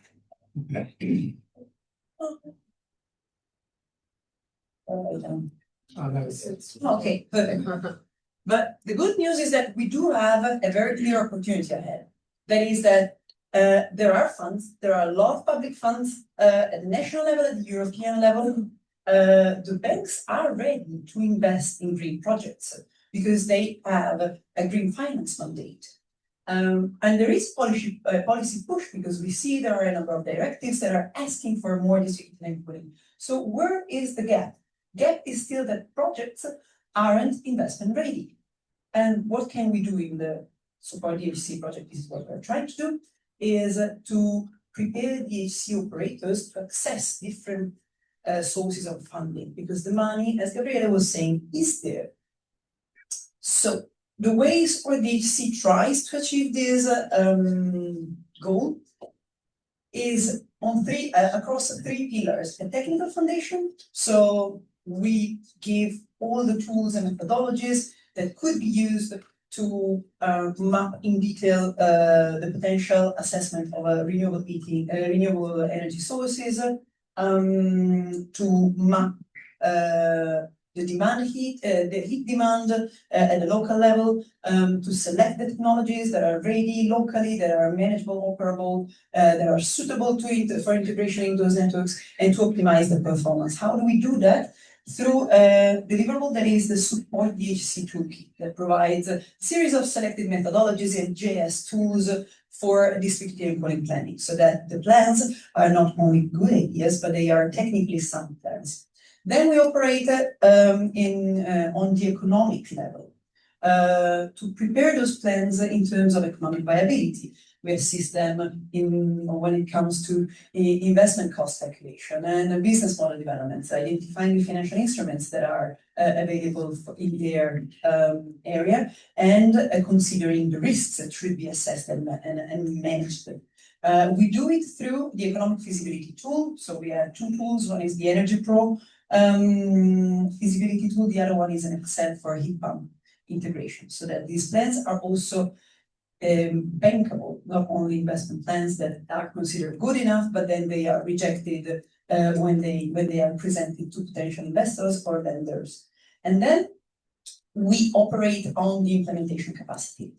So we have tackled the technical aspect, we have tackled the economic and financial aspect, but then what is missing is the capacity within the organizations that are presenting those plans. So we offer capacity building for the staff in district heating and cooling operators and in local administrations interested in decarbonizing their district energy systems, be it optimizing existing networks, expanding them, or building new networks that are still lacking in the area.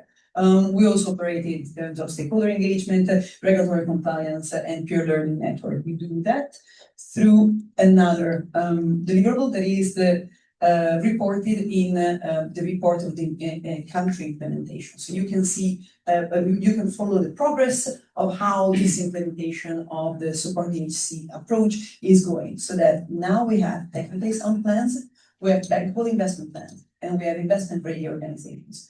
Where do we do it? Across 11 front runners in 6 countries that are Austria, Germany, Italy, Lithuania, Poland, and Ukraine. And we support through technical assistance also the verification in up to 27 followers. So far we have collected 25, but we are only halfway through, so there's still time to achieve the goal of 27. We also are setting up knowledge hub, reuniting around 100 operators. And this whole approach aims at increasing the technical soundness, therefore decreasing the technical risk, but also the perceived risk, because the more detail you provide, the better it is for an investor or for a lender to understand if it's worth investing or lending to that project. Improving the economics of the project, so actually optimizing their processes and optimizing the way they source funding through which instruments, and building the capacity of the organization to achieve bankable projects. So trying to move operators of these heating and cooling networks from good concepts to being ready to take an investment decision. So we go beyond just financing, we look into how to build the investment readiness of those plans. And that would be it from my side. If you want to have a look. Thank you very much, Giulia. Let's say I would like to start from one sentence that you wrote in your slides. You say the money exists, and the challenge is preparing operators to access it. So, in your opinion, what is the single most common weakness that prevents district heating and cooling operators from being financed? If you have to name one, I know it's complicated, but there are many, but this aspect of not translating good ideas into detailed technical assessment, having a detailed, a sound technical plan, having a detailed analysis of the heat demand in their area, so that, you have to consider that as a district heating and cooling operator, you know your business, you know your region, but you are presenting an opportunity for an investment to either an investor or asking for borrowing to a bank, a development bank, an investment institution, who are not technical experts in your field. So you have to convey that not only you have everything under control, you have foreseen how your project is going to look like, and you're able to communicate that, you have thought about all the risks that you might face, and therefore they could examine it from an economic and financing aspect, but they could also outsource a technical assessment of your plan. If you're not providing enough detail, most of the times it means that either you didn't look into it or you didn't think it would be important. But you're on this side. On the other side, the investor and the lender are risking their money into something that is often not their expertise. So bridging this gap. And we say that the problem is not the gains, not more the capital, but it's a lack of preparation from some way Yes. that is contributing to keep for long this gap. Okay, and let's ask the other side, so the lender. So Thomas, working from a commercial bank, and I know that your bank is willing to invest in this heat and cooling project. So my question is, when you decide not to invest in this heat and cooling, which is exactly. I'd like to do exactly the contrary now. Why? Do you think it's for the lack of the fundamental in your in the project, or it's more a matter of risk? Oh, that's a big one. How much time do I have? Not so much. 2-3 minutes maximum. We have 1 hour. All right, just a brief frame of reference here. So I do represent a bank, not an equity investor. So we provide debt, but in 2 ways. First of all, in lending to corporates against the balance sheet of a corporate, against the credit worthiness of a company, like whatever, Siemens, to just to name one. So whenever you have a good credit worthiness, that's a viable option for you. And if you're big enough to take on additional debt, then this would be a financing. The other financing that we talk about here is probably the more relevant in this context, which is project finance. So you're not lending against the balance sheet of a bank and the credit worthiness of a corporate, but solely into something which is called SPV, a single purpose vehicle, a company founded just for one project. For example, a plant or a network. And then the only source of repayment, we are a bank, we want to have our capital back, right? Is then from the cash flows of this project. And the risk of a project can also be expressed in a rating, in a degree of creditworthiness, if you will. But it's fundamentally different because you look at, first of all, the investment outlays and the costs that you have and also the revenues that you have. And the revenues are basically composed of 2 things, volumes like electricity, for example, or heat, and prices. Now, when we talk about your question, when do we decline a project? Let me define project. So a project is what I just described, the SPV and a single asset in it, and then the cash flows from it. So a project can be anything, like your next vacation, for example, but this is not what I'm talking about. It's an SPV with cash flows. Right? That's a project for us. So if we look at that, some people have an analogy of a tightrope act. So you have one point where the tightrope is connected, the other point where the tightrope is connected, and then you walk across. That's a pretty risky thing, and for us as a bank, a project is such a tightrope act. So we want to make sure that we have the rope installed on both ends in a secure way. And this, ideally, I know I'm really coming to your question, this is important for us. We want to see the cash flows during this tightrope act, the years that we are invested, to really materialize, i.e. the volumes and the prices really materialize as planned. And we also want to have, in the end, if there's still some debt left, capital to be repaid, we also want the capacity of the project to be able to pay this back. And when we look at projects, yeah, we can look at technical feasibility, but we're not really good at assessing technology. What we look at is basically an Excel spreadsheet. And in this Excel spreadsheet, we look at revenues, costs, capital in the end to be repaid. And does it match?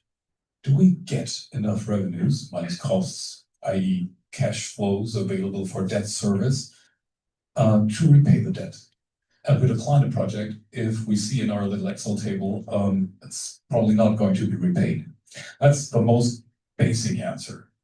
Still, if we see the Excel does compute, i.e. we do get our debt back, then, I mean, are we really so simple? Probably not. So how much security do we have during this tightrope act that the revenues will actually come as planned, that the volume that you plan to sell is going to be sold, and that the prices you get for it are actually the prices you get for it? So we want to make sure that this is the case, for example, by a feed-in tariff or whatever. That's a good thing to have, or contractual obligation. So you have contracts in place that actually somebody takes your volumes, pays a certain price for it. if we see this as a place, it's good. If it's not a place for us as a commercial operator who needs to have some kind of profit at some point in time, we would decline. So can we say, so the risking, so the low risk and long-term predictability, sorry, from the project developer side, right? That's exactly right. How predictable are the revenues? How predictable are the cash flows? And do we believe in these cash flows enough to pump hundreds of millions of euros into it and expect to receive it back? So again, preparation, because for example, the project developer should be able to demonstrate that on the long term, they have a predictable revenue, like in terms of heat of supply distribution. So, okay. Yes. Thank you very much. So I know that was not easy. Now, I would like to give the floor to Ugo to speak about the role of public funding, European funding, and that's so important for this heating and cooling. We know that this heating and cooling is a natural monopoly, so it relies a lot on public fund. It's not per se a bad things, but of course highlight again the importance of the grants and public funding for our industry. So I ask the logistics to show Ugo slide. Excellent. Thanks for your attention. Very well. So yeah, there's a just go very briefly through it. This is what happens and what we cover. Our geographical spread, this one maybe is better to look at it. We are quite now happy about our coverage. Basically all your countries except Malta. In addition, we have the other European economic areas, so Norway and Iceland. What I just mentioned before, where do we fit? Basically in between what's innovation and what's full market deployment, which is financed by the EIB and other programs. What we find, the sectors I just described, and as you see, heating fits in most.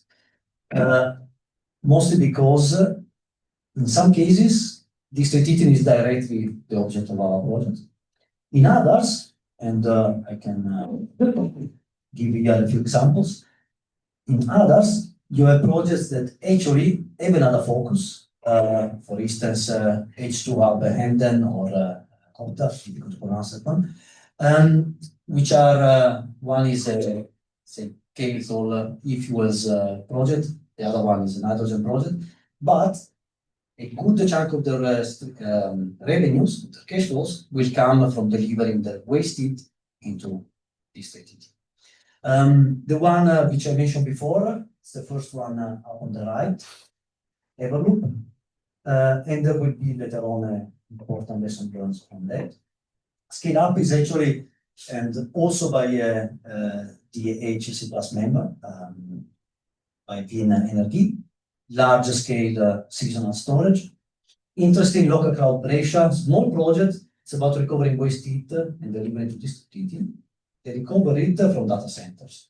And the business model is to allow data centers to be close to population centers instead of somewhere in the Arctic just for the heating cost. So instead of moving the data center away from where it's hot, you take the heat out and you sell it. So a different business model. And then we have a lot of projects of industrial heat. Maybe they are a bit less the focus here, but very often, not only they are related technologically, but they can replicate it easily for distant heating. For instance, the mobile heat battery water horizon can easily deliver district heating as well. Important, and I connect a bit to what was said by other speakers and also in the previous section.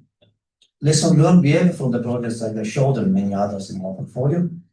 Well, most important determinant is the cost competition against fossil fuels. This is very important, especially now, because the price differential with gas directly affects the payback time. So for a project like ours, which produce heat pumps, the business proposition, the value proposition they give to their clients depends directly on this differential.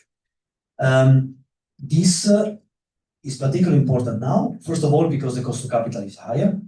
A few years ago, capital was much cheaper. Now the impact is much bigger, so to have a long payback time is an issue. And also very important now, the regulatory stability, which was already mentioned. We see our projects which provide low carbon solution directly impacted by, let's say, a regulatory environment which is not stable nor safe. For instance, this affects not only simply the carbon price, there are swings there, of course, but also the fact that some proposals are blocked a long time in legislation. In other cases, the Renewable Energy Directive, the transposition is very slow in the national context or the regional context. And this makes, for some of our projects, very difficult to pitch and attract their solution and attract investment. What I mentioned before about our deep geothermal project, first in the world, a real first of a kind one. First time that they did it a closed loop at 4,500 meters at this scale. There was only a small demonstration in Canada, but now they do it at full scale. What was very important is something that also Thomas just mentioned. To improve the cash flow that they presented to their investors, it was vital to have on board the municipality, which gave them a long-term contract for the heat, which is delivered to their district heating system, at a good price, but most important, very long term, so that all the financials were secured from that point of view. What's our role and how can we help? I mentioned before a bit what we look for, the sort of space between research and full market deployment. What's good is that we are very flexible. So the innovation, we call it innovation fund, but innovation can be anywhere. So it can be in the source of heat you use, like deep geothermal in one case, direct solar, whatever. But it can also be in the scale. So if you do something much bigger than it is now, you are innovative for us, even if it's exactly the same that already happens. But you do it 5 times as big, 10 times as big, you are innovative, we finance you. Very important also, the innovation can also be in the integration or in the business model. Of course, if the solution is fully proven, then go to the EIB or the commercial bank, of course. But the innovation we are not looking at the TRL, we are not, in this accounting system that maybe you know from Horizon. It's simply about was this done already at this scale or this way? If not, we can finance. Very important and a big change, and maybe here you can also lock a bit. I'll present soon the calls that we had. We closed the one a few days ago, and the ones that are still open. The innovation fund is changing, and I think this applies to EU policy making in general. There is a renewed focus rather than on innovation, on competitive greenhouse gas reduction. And this is where the heat auction comes in. We have these 2 types of goals. Grants, we give you money based on your relevant cost, 60% of that. Complex calculation. But by the way, I don't want to paint too rosy a picture. To apply to us requires a lot of effort, really a lot of documents, a lot of complex one, including both the technical and financial. And you need experts in both fields. Don't try to make an engineer do the financial model of that source. But on the plus side, what we ask is exactly what a commercial bank like Thomas would ask. So the financial model that you need to do, the business model, the feasibility studies are more or less those. So it's not double work. And this applies to the grants. Auctions, much more simple. We pay you simply on the basis of the GHG you abate. And these are calculating on the basis, in the case of the heat auction we just closed, on the basis of the heat, renewable heat you deliver. Very simple calculation. Of course, it's competitive, that's a trick. So basically, the ranking will be done not by the innovation of the proposal and other aspects, it will be done simply by the bid price. So we start with the lowest bid, those who are ready to abate at the lower cost, and go up until we finish the budget. Regretfully, it's already closed. We received 85 applications. The first one, 1 billion was available there. There will be new ones.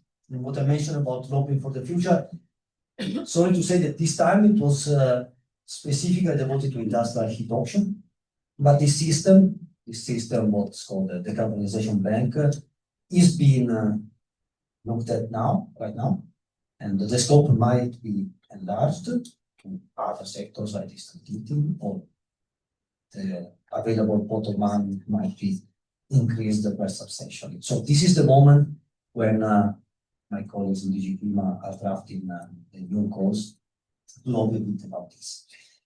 If you are interested about the net zero technologies call, so the main traditional grants, I put a link there. You will find a lot of information. And here also a few recap about what we do and how.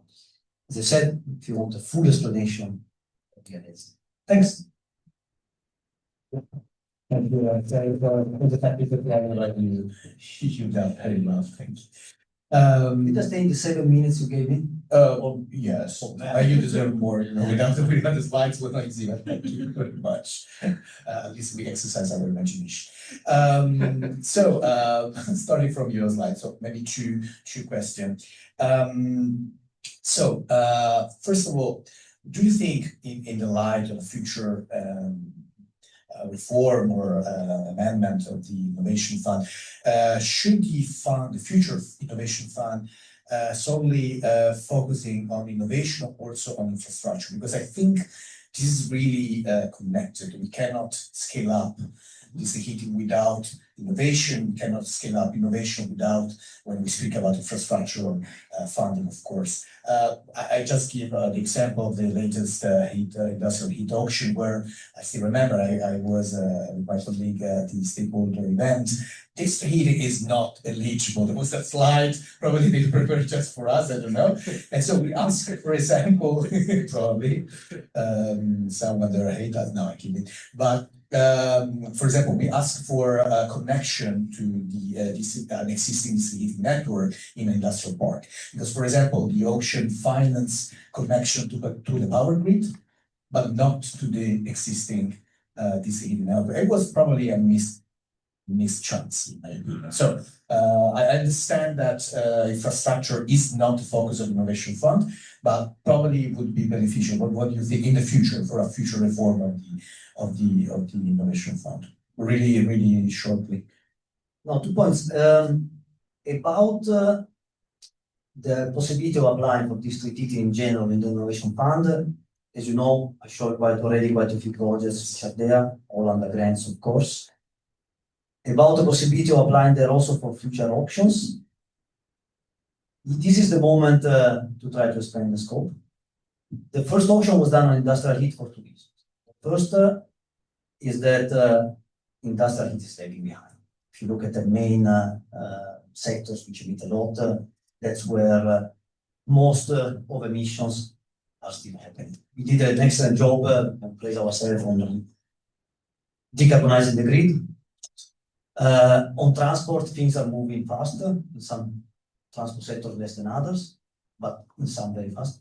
And of course, this is an area where it was really lagging behind for good reasons. Huge investments lagging behind. That's why the focus was industrial. The scope of this might be large. I encourage you to try to see that future calls, future decarbonization calls under the auction system, which are at the end is also include the process. About the possibility of infrastructure, we have a big challenge there. First of all, because there is a clear overlap with other EU programs like SEFA, which are specifically dedicated to infrastructure. And the second is that you didn't get into the detail of the program, but the point is that we are a result-oriented program which basically needs to cut emissions. And we have a very strict method of accounting for these emission reductions. And I think it's going to be, and by the way, result-oriented means that if you don't cut it in the future as you promised, we might come back to you and cut a portion of the grant accordingly. So that's also a bit tough. In the case of infrastructure, this does not fit this model because, of course, the infrastructure can be used for other purposes, can connect different projects, even for good reasons, for the consumers scale of Dodd. So, from the point of view of extending it to the district heating infrastructure per se, I see a much bigger challenge in terms of revising this content. Thank you. And one last question to you. You mentioned the fact that it's true that applying for innovation fund could be quite cumbersome and quite complex. It's, of course, it's a big program, and the projects are quite also big in terms of capex and so on. But we were speaking about the lack of preparation, for example, for local authorities, and are we maybe expecting too much sophistication from them? How we can support public authorities, municipality in applying to innovation fund or these big funds? Is ADENE, for example, program enough, or we should, in your opinion, we should do something more?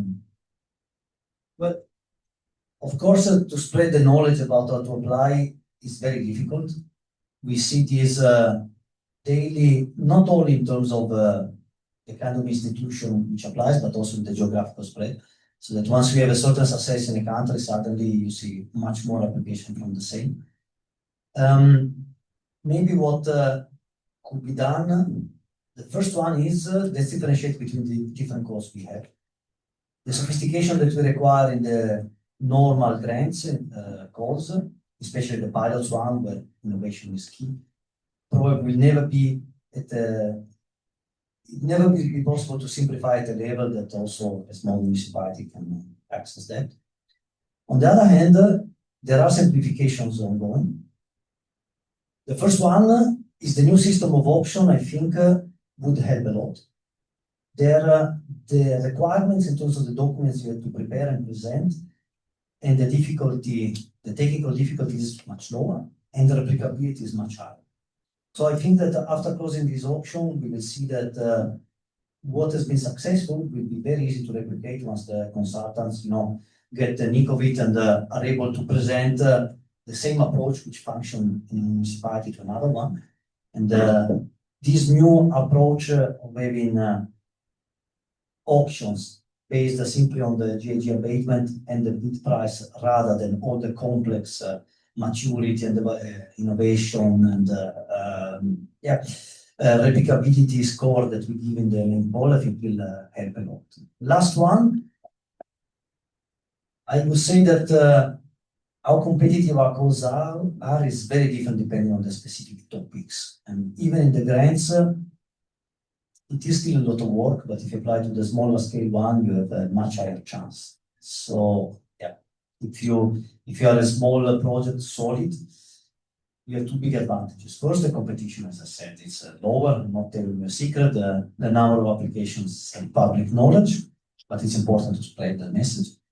And second, and very important, for small scale, the reference point of the innovation is your nation and it's not the European level. So, just to put it bluntly, if you see a very interesting project in terms of technology, business model, whatever, which worth trust, and you want to replicate it in a country where this didn't happen, it's a good idea to submit an application to the innovation fund. You will get a high score under innovation, despite the fact that the project is already having some. And this is something that we want, not telling you a trick, is something, this level of innovation based on the national level is also a way to try to level the ground and make it easier for countries which are lagging a bit behind to apply to us. Thank you, Ugo. Also it was not an easy one. I think this complexity of application is something, it's a question that comes to you quite often. It's the reality. Nicolas, I didn't forget about you, of course. I know you are working on a project in IncentEU, so dealing with asset class fundamentals and so on. And you argue, correct me if I'm wrong, that sometimes this heating project are perceived and considered by investors financially as a local project and not as infrastructure as a whole. Is it true, or what's your opinion on that? Yeah, I think it's often to be seen as just a kind of standalone one-off project rather than as part of a new type of kind of critical infrastructure that we need across Europe, which we talked about in the previous session. So we need to move away from that kind of one-off towards sort of replicable project structures, types of technology that are then understood better by the financiers, the investors, and the sort of risk factors. And also overall the kind of network infrastructure is a critical infrastructure that we're going to need in the future. It's not just a kind of nice to have. If the planets align in a local area and there's the right expertise, the right combination of factors, it's something that needs to happen time and time again in local areas. So I think it's moving away. And how that's structured in reality will depend. Maybe it's a major municipal SPV, or it's a series of small projects in villages. It's going to have to be in a number of different delivery forms. But I think it's from our perspective, it's aggregating critical infrastructure to attract investment. Yeah. And do you think that aggregation is politically realistic in terms of, for example, municipalities are quite jealous about the scope? Do you envisage kind of the municipalities agreeing with each other to aggregate projects? Is it possible? It's difficult, and how we can support aggregation of projects through municipalities? It's easy enough in terms of governance, and so scope of municipalities remain local, but then of course I agree with you that we need more aggregation. So from the IB point of view, for example, they always say, they keep repeating that we need pooling of projects for the city. So how do you see this? Yeah, I think the first thing to say is why do we talk about aggregation in the first place? And that's to kind of get a larger ticket size that could first could attract different types of investors. Or be possible to set up some kind of platform to which you could attract, both engage with a bank and with other private equity investors, or even get sort of project bonds or something like that. So you've got to get the kind of ticket size up. But I think from experience working with municipalities who are starting from scratch, or they're at different levels of capability, what I could see is a regional authority or the regional economic development agency taking a role like that and saying, well, what's the point of everybody starting at different levels? Maybe all having feasibility studies carried out in a different way, looking at it from a different point of view or through a different framework. Let's all establish what we all need, what kind of information these studies actually need to provide from a techno-economic point of view. From the point of view of an investor or bank, let's standardize that and let's work together to pool resources so that you don't need to build up capacity immediately in the local authority, because you've got access to a regional expertise of some sort. And each study will be to a set standard, so when you go to the bank, it's got the right information in it to make a decision, so that each and every authority can move ahead. So I don't know. So like, firstly, why do we aggregate? We need to be clear on that. And secondly, I think regional city authority maybe. Even working with I've seen examples where they've structured kind of aggregation vehicle, municipalities, National Promotional Bank, or EIB, EBRD, to actually then bring in the de-risking elements. And then they can engage with partners, in some cases being an institutional investor or a number of institutional investors, saying, we'll come in on that aggregation vehicle, and there's going to be a pipeline of projects. We can actually invest long term, because we can also see a pipeline of project coming forward. It fits with our investment characteristics as an asset class, a long-term asset class. And those partners together build the pipeline, bring in the capabilities, also bring in the regulatory frame for local critical infrastructure. It's about coalescing that, I think. Thank you, Nicolas. Before my next question to you, I know that Giulia need to catch your flight, right? Thank you. So you're free to leave the panel if you want. Sorry. Otherwise, I'm going to miss my flight. Thank you for having me. Of course. Thank you, Giulia, for so my question is, okay, let's say we raise the ticket to 100 million euro. Who should lead this aggregation platform? Municipality, expert, financial. Who would you have lead this kind of like wisdom, profile? Yeah, I kind of alluded to that. I think that at least the examples I've seen, and also as a kind of project I've worked on in the past, it seemed to me that kind of a city regional authority or a regional economic development agency or a regional agency could be quite well positioned, because usually they're respected by those municipalities are providing some kind of services and support at that regional level, have a strategic view of things, and might also be able to bring in and set up vehicles together with commercial bank or for example, depending on which region you're in, and help structure things. Whereas down into the different municipalities, okay, it might be some political leadership. I worked in one city region with 10 authorities. There was one lead authority that really was very active. And so you had the region, the city authority, this lead municipality, really sort of putting in their own resources to set something up to the benefit of the other municipalities. You have to look at the dynamics, I think, and see where you would start from. Who's going to donate almost kind of seed some resources and see the benefit of it, for the other kind of partner municipalities. So it's sort of exploring. Thank you. I'd like to hear the opinion of Thomas about that. So for the other side, as usual, do you agree with that, or you think a green issue is very important? And yeah, I think it could, for example, reinforce these revenue predictability, stability on long term. So what's your thinking about what just Nicolas said? Thank you. Yeah, I see two advantages basically to that approach. First of all, and you mentioned that, of course, is scale. So you're actually able to scale up, to have more sizable tickets, which to some investors is definitely more attractive. And second one, you also have some kind of element of risk diversification, because you have an element of, if one project does not deliver as planned, you still have a couple of other ones to come in. So this portfolio approach, I think, will resonate with many investors out there and many banks out there too. Still, let me back up a little bit on this.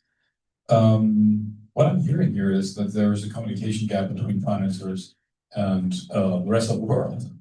And that's also probably why I'm sitting here. So we are not usually sitting in ivory towers and being unapproachable. On the contrary, so we're happy to participate in these talks. And if there's a problem with not understanding what we want, then it's definitely also a little bit of our fault that this is the case.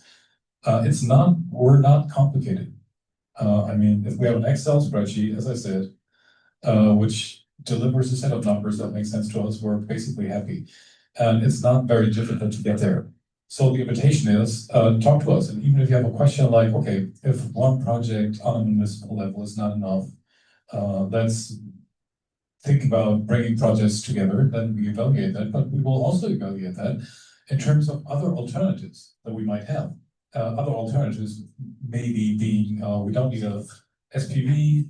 We may also use, corporate finance to some extent, or we need some kind of ramp-up finance or construction finance, and then move the portfolio to a more long-term financing. All of these are potential options to explore. And what I'm trying to say here basically is, if you want to, you can bring us in as early as you like, also in the planning process. It would be almost a little bit an underachievement to think about a project just on your own, without involving any financiers, just to help you, because usually we are very approachable and we are also happy to participate in this whole energy transition process. You can ask us for, I have something in mind, what do you think?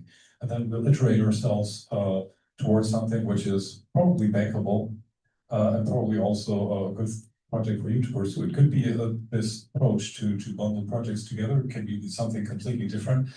But I mean, we've been in the industry for decades, so we've seen quite a lot of things happening. Involve us very early on. That's the message. Yeah, sure.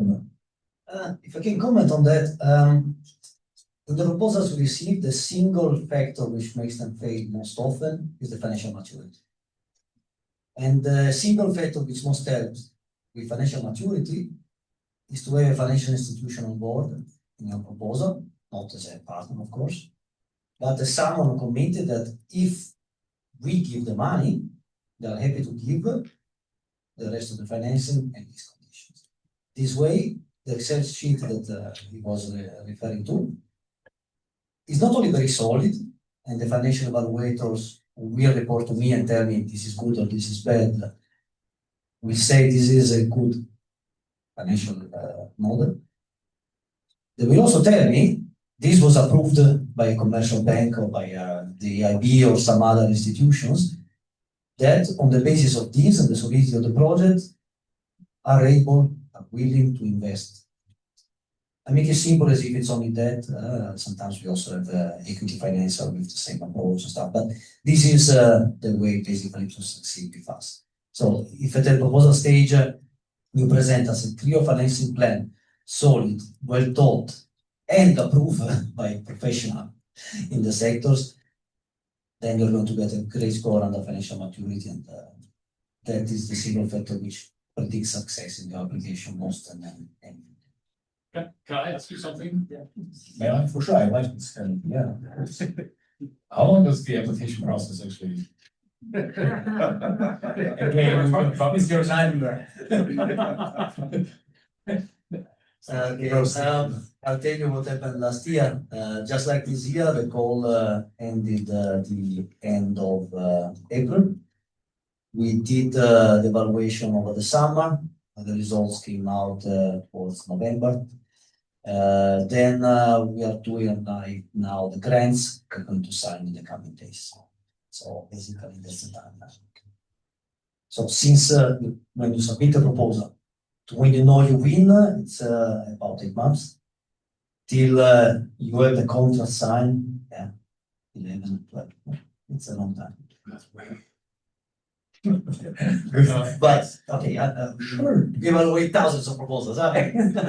No, it's also the process that we are external evaluators. So of course I did this fast myself on my own. No, we rely on external experts both on the financial and technical operational maturity and the innovation progress and so on. So yeah, that's why it's that's all done with this partial basis. And this is, by the way, in the legislation. So the legislator doesn't allow me to decide, my institution, to decide where the taxpayer money goes. The rest of it is independent evaluation. Of course, takes a bit of time. I guess you understand we'll keep roasting you, right? So you want to keep roasting Ugo, right? You have a question. Well, I went to Thomas. No, to Thomas. And surely goes, of course not.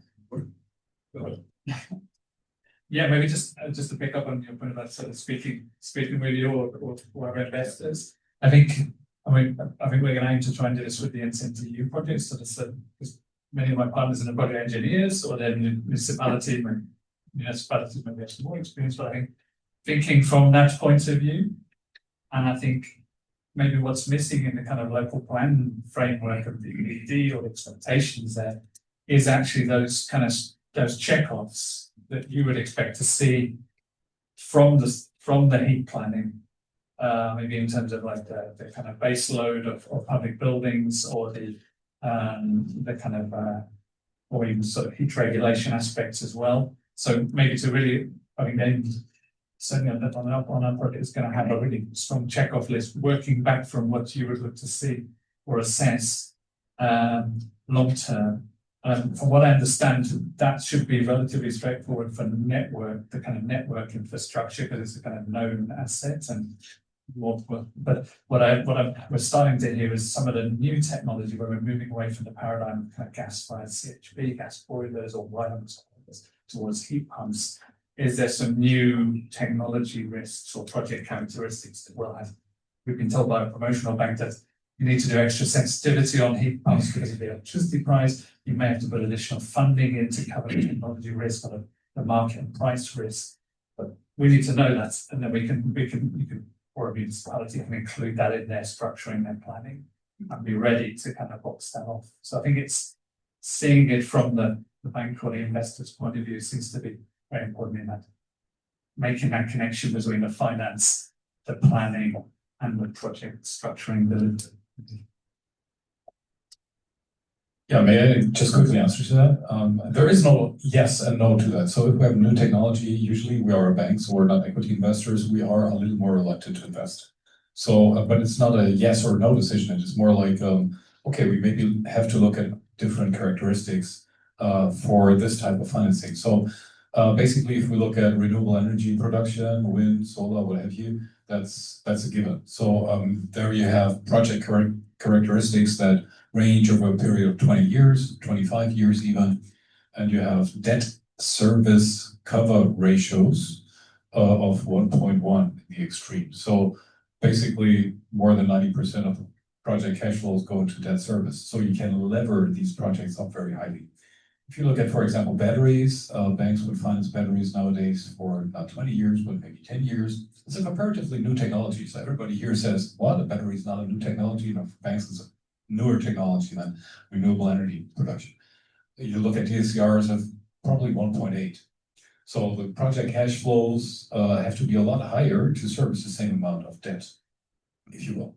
If you look at completely new technology, it's still going to be financeable, but these typical project metrics would skew even more to the comfortable side from the perspective of banks. So you would look at 2 point something in this case, and you would also have to have a technical due diligence, because usually you have to have some kind of either proof of concept that the technology works or technical assessment of it by a reputable source telling you, yes, this is a technology that will also work in 10 years or so.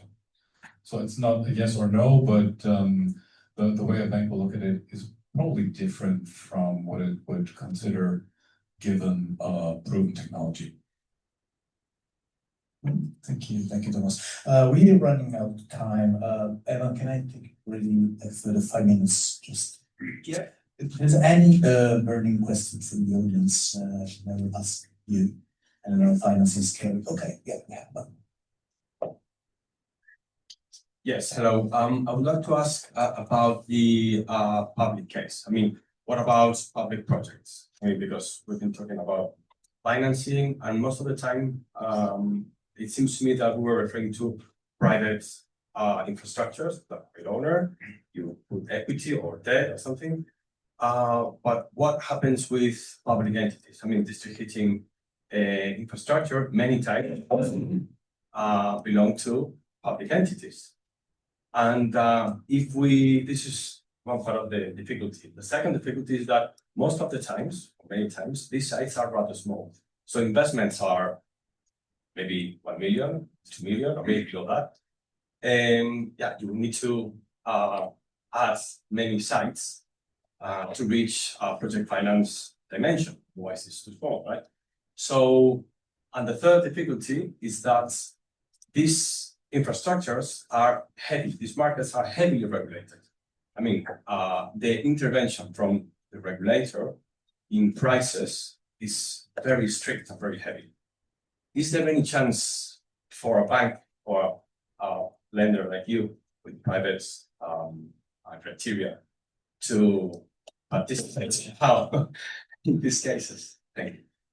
Yes, there is, and I'll tell you how we do it. It's going to be a little bit disappointing though, because I mean, we talked so much about project finance. We would not go project finance in these cases. So, I mean, we have a public entity, a municipal utility, for example, and they do have a balance sheet, but we're not looking at this balance sheet the way we would look at a normal corporate, like the one I mentioned, Siemens, for example, because they're state-owned, and the risk of those entities is considered in banking, you know, circles pretty low. Sorry. So the risk in investing in a local municipality is one of the lowest that you can look at in this case. So we would never look at individual projects, a fleet of e-buses here and maybe a little gas peaker there or whatever. Doesn't work. So what we do in a nutshell is we finance the municipal or the state-owned companies themselves. We ask them, how much money do you need until when? They say 150 million for a term of 5 years, and we give it to them at, you know, a margin of whatever, 60 basis points. There is no cheaper way of financing than this. you would never get there with project finance. That's a, you know, and even the risk that you mentioned, the regulatory risk, we still have state ownership. So that's how we would go about this problem. Thank you, Thomas. Any other further question? Yeah, Martin, please. Yes, Martin Euroheat Power. So maybe question to Ugo. I would like to know for the proportion of projects that get funded through innovation fund, there's a lot of projects that don't reach the financial close, and what would be the main reasons behind which they don't, from your experience? Well, indeed it happens. Note that usually in this case we don't lose money because we disperse money at the achievement of financial close. So from that point of view, taxpayer money is quite safe. It happens to be gratefully often. I cannot give you a general answer because it's absolutely sector dependent. So in some sectors, like we saw in batteries, in hydrogen, the market is either turned against them because the condition changed so much, competition, cheap competition in the case of batteries, market unreadiness from the point of view of the off-takers in the case of hydrogen. So in some cases, once they got to the point of achieving financial close and putting all the rest of the money on the table, they decided that the project was not anymore feasible. Technical issues in some other sectors when the innovation was a bit higher.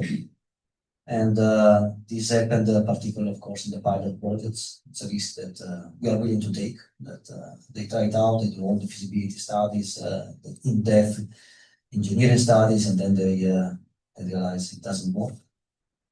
Sadly, there is another very common element. I authored a report about it, permitting insights from innovation fund projects back in November. We have a lot of projects, you know, to achieve financial close, you have to show us that you have everything you need to get started, to really put, you know, shovels in the ground. This includes the financing. You need to have raised the rest of the money. We pay only 60% of relevant cost. The rest, you need to show us that you did.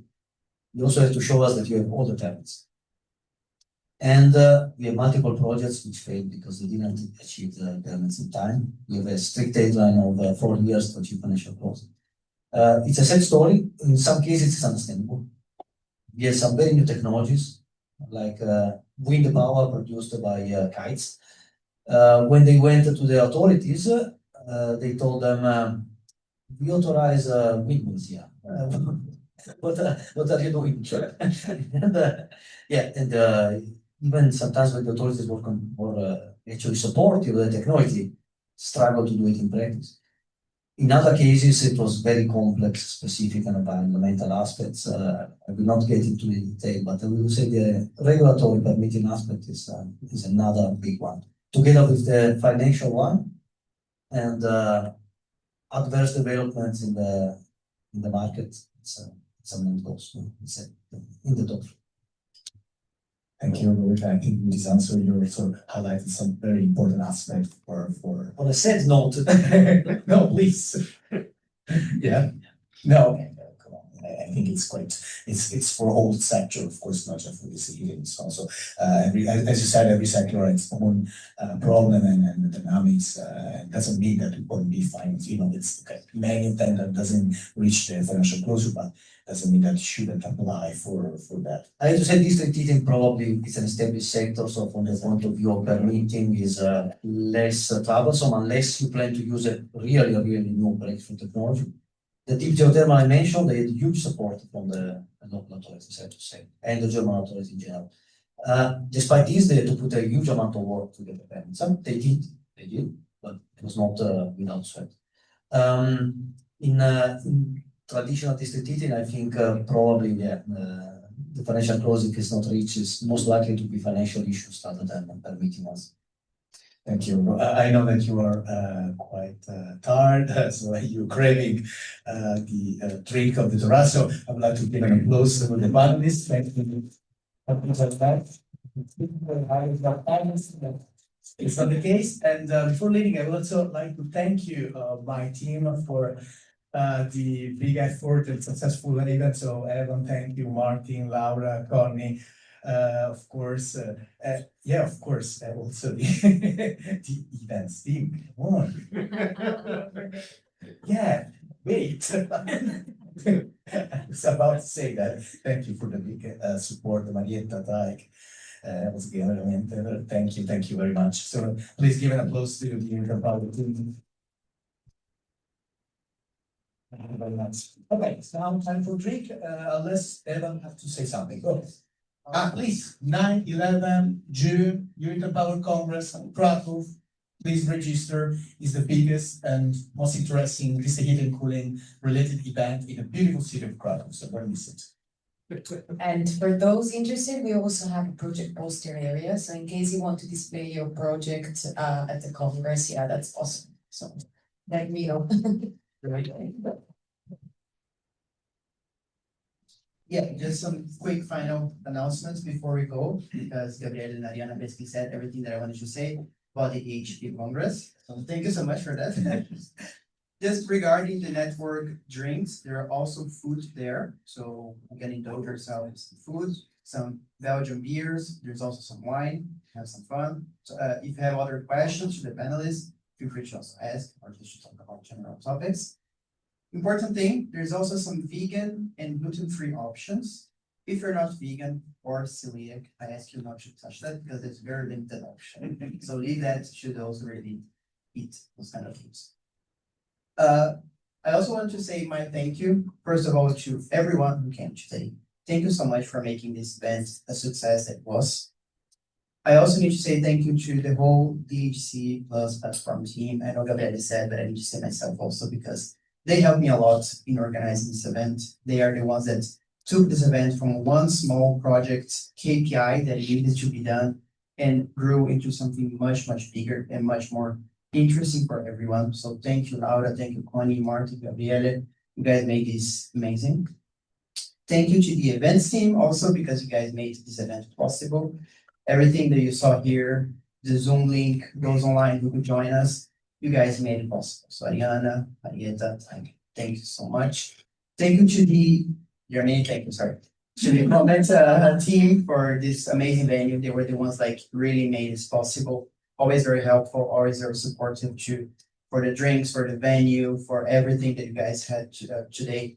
The comment team also did an amazing job. One last request from you guys. Can you go for the, hey, there's a satisfaction survey. If you can, please do it. I'll be very thankful.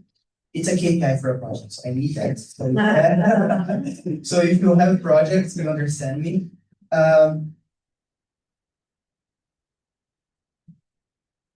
And last but not least, I want to say thank you and another round of applause for the panelists today. Not only those here, but also the one.